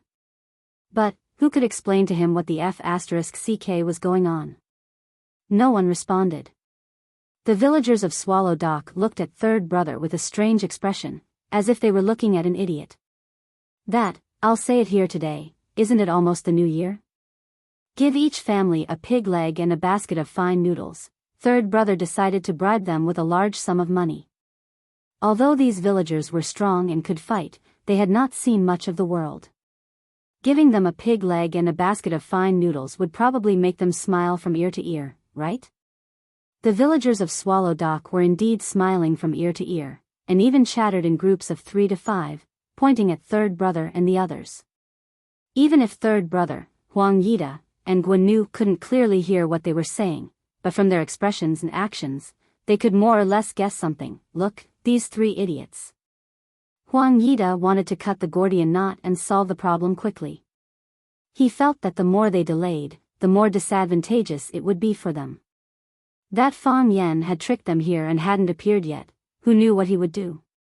Huang Yida whispered to third brother, we need to use a large sum of money, these wicked people are wild. Don't worry, I'll pay for it. Being criticized by Huang Yida like this, third brother's face didn't look good, and he shouted to the villagers, "Fellow villagers are loyal, I can't be too stingy, 1 pig for each family, 100 yuan for each villager. Every family has 1, what do you guys think? You should be satisfied now, right? Fellow countrymen, don't be too greedy. If it doesn't work, then we'll call the police. When the police get here, you'll have nothing left. You can't get it, right?" A hooligan called the police and asked the police for protection. "This is the first time I've heard of such a thing," an old man said with a laugh. "Exactly. Don't you have any shame? These people who live off others are so spineless." Back in those days, my grandfather could wear steel nails and be sandwiched between them without batting an eyelid. He even asked for a cigarette from the torturers. Third brother and the others were scolded by a group of peasants for being unprofessional, which made them blush with shame. They wanted to force their way through the crowd, but when they saw the shovels, rolling pins, shovels used for stir-frying vegetables, broadswords, spears and other sharp weapons in their hands, they could only give up on this idea. "We're really looking for someone." Huang Yida forced a smile on his face and said, "I'm a student of the Yenjing Academy of Music. We came to Swallow Dock to look for our friend." "Who is your friend?" someone asked. "Fang Yan," Huang Yida said. "So it's the Fang family's kid's friend. Don't listen to them. Why bring so many people to see a friend? They have knives and guns, how can they be visiting a friend? No matter who you're looking for, you can't bring weapons into the village. This is the rule." Fang Yan walked over with a bowl of pig's trotter rice in his hand. He stood in the middle of the crowd and said with a smile, "I don't know them. They have knives and guns, don't tell me they want to rob our village." Fang Yan, Guanyu stared fiercely at Fang Yan. "That's him. He's Fang Yan," Huang Yida whispered to third brother. "Brother, don't worry. This brat is on my list. Beat him up every time you see him in the future," third brother said in a low voice. He also remembered the humiliation he had suffered today on Fang Yan. "Thank you, third brother," Huang Yida whispered. "What do we do now?" "Admit defeat," third brother said. Third brother walked in front of Fang Yan and took the initiative to extend his hand to Fang Yan. He said, "Fang Yan, brother, right? I'm third brother. My friends in the circle call me third brother out of respect. I heard that you and my two brothers had some misunderstanding, so I came over to understand the situation. I didn't expect to be misunderstood by my fellow villagers. Look at this, ha ha ha." Fang Yan didn't have any intention of shaking hands with third brother. He stuffed a fragrant and delicious pig's trotter into his mouth and chewed happily. He said, "I had some misunderstanding with your two brothers. One of your brothers, I guess it's Huang Yida, felt wronged and called you for help.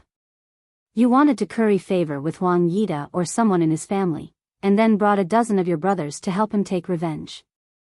You didn't expect to be beaten like a pack of dogs after entering Swallow Dock. So now you want to shake hands with me and ask for peace. If there's a chance in the future, you can have your revenge 10 years later?" Third brother's face darkened. He said, "Brother Fang, this Swallow Dock is good and bad, I've already experienced it. But, this Swallow Dock is just Swallow Dock. Brother Fang will go to Yenjing City one day. At that time, aren't you afraid of something unpleasant happening?" Fang Yan stared at third brother with wide eyes. He asked, "You guys aren't thinking of beating me up? For example, getting into a car accident while driving, or being poisoned while eating, or you're walking on the road and someone stabbing you in the back. This world is too dangerous, anything can happen." Third brother said calmly, but the threat was obvious. "Do you know the difference between ideals and reality?" Fang Yan tried hard not to look at the two dazzling golden teeth in third brother's mouth. That would affect his appetite. The pig trotter rice that he had just thought was delicious became tasteless after seeing third brother's face and teeth. If he wasn't afraid of wasting food, he wouldn't have the appetite to eat it. "What do you mean?" Third brother looked at Fang Yan and asked. Fang Yan said, "Your ideal is to give me a car accident when I go to Yenjing City, or to be poisoned while eating, or to be stabbed while walking, but the reality is," Fang Yan suddenly threw the big bowl in his hand at third brother's face, letting the well-cooked pig trotter and greasy rice pour over his face. "Your ideal is great, but the reality is that I'm treating you to pig trotter rice." Everyone laughed. The people of Swallow Dock were very satisfied with Fang Yan's way of handling things. For thousands of years, they had never been threatened. This was something in their bones, it was their innate temperament. Huang Yida and Guanyu looked at Fang Yan with faces full of shock. Did this guy really not know how to write the word death?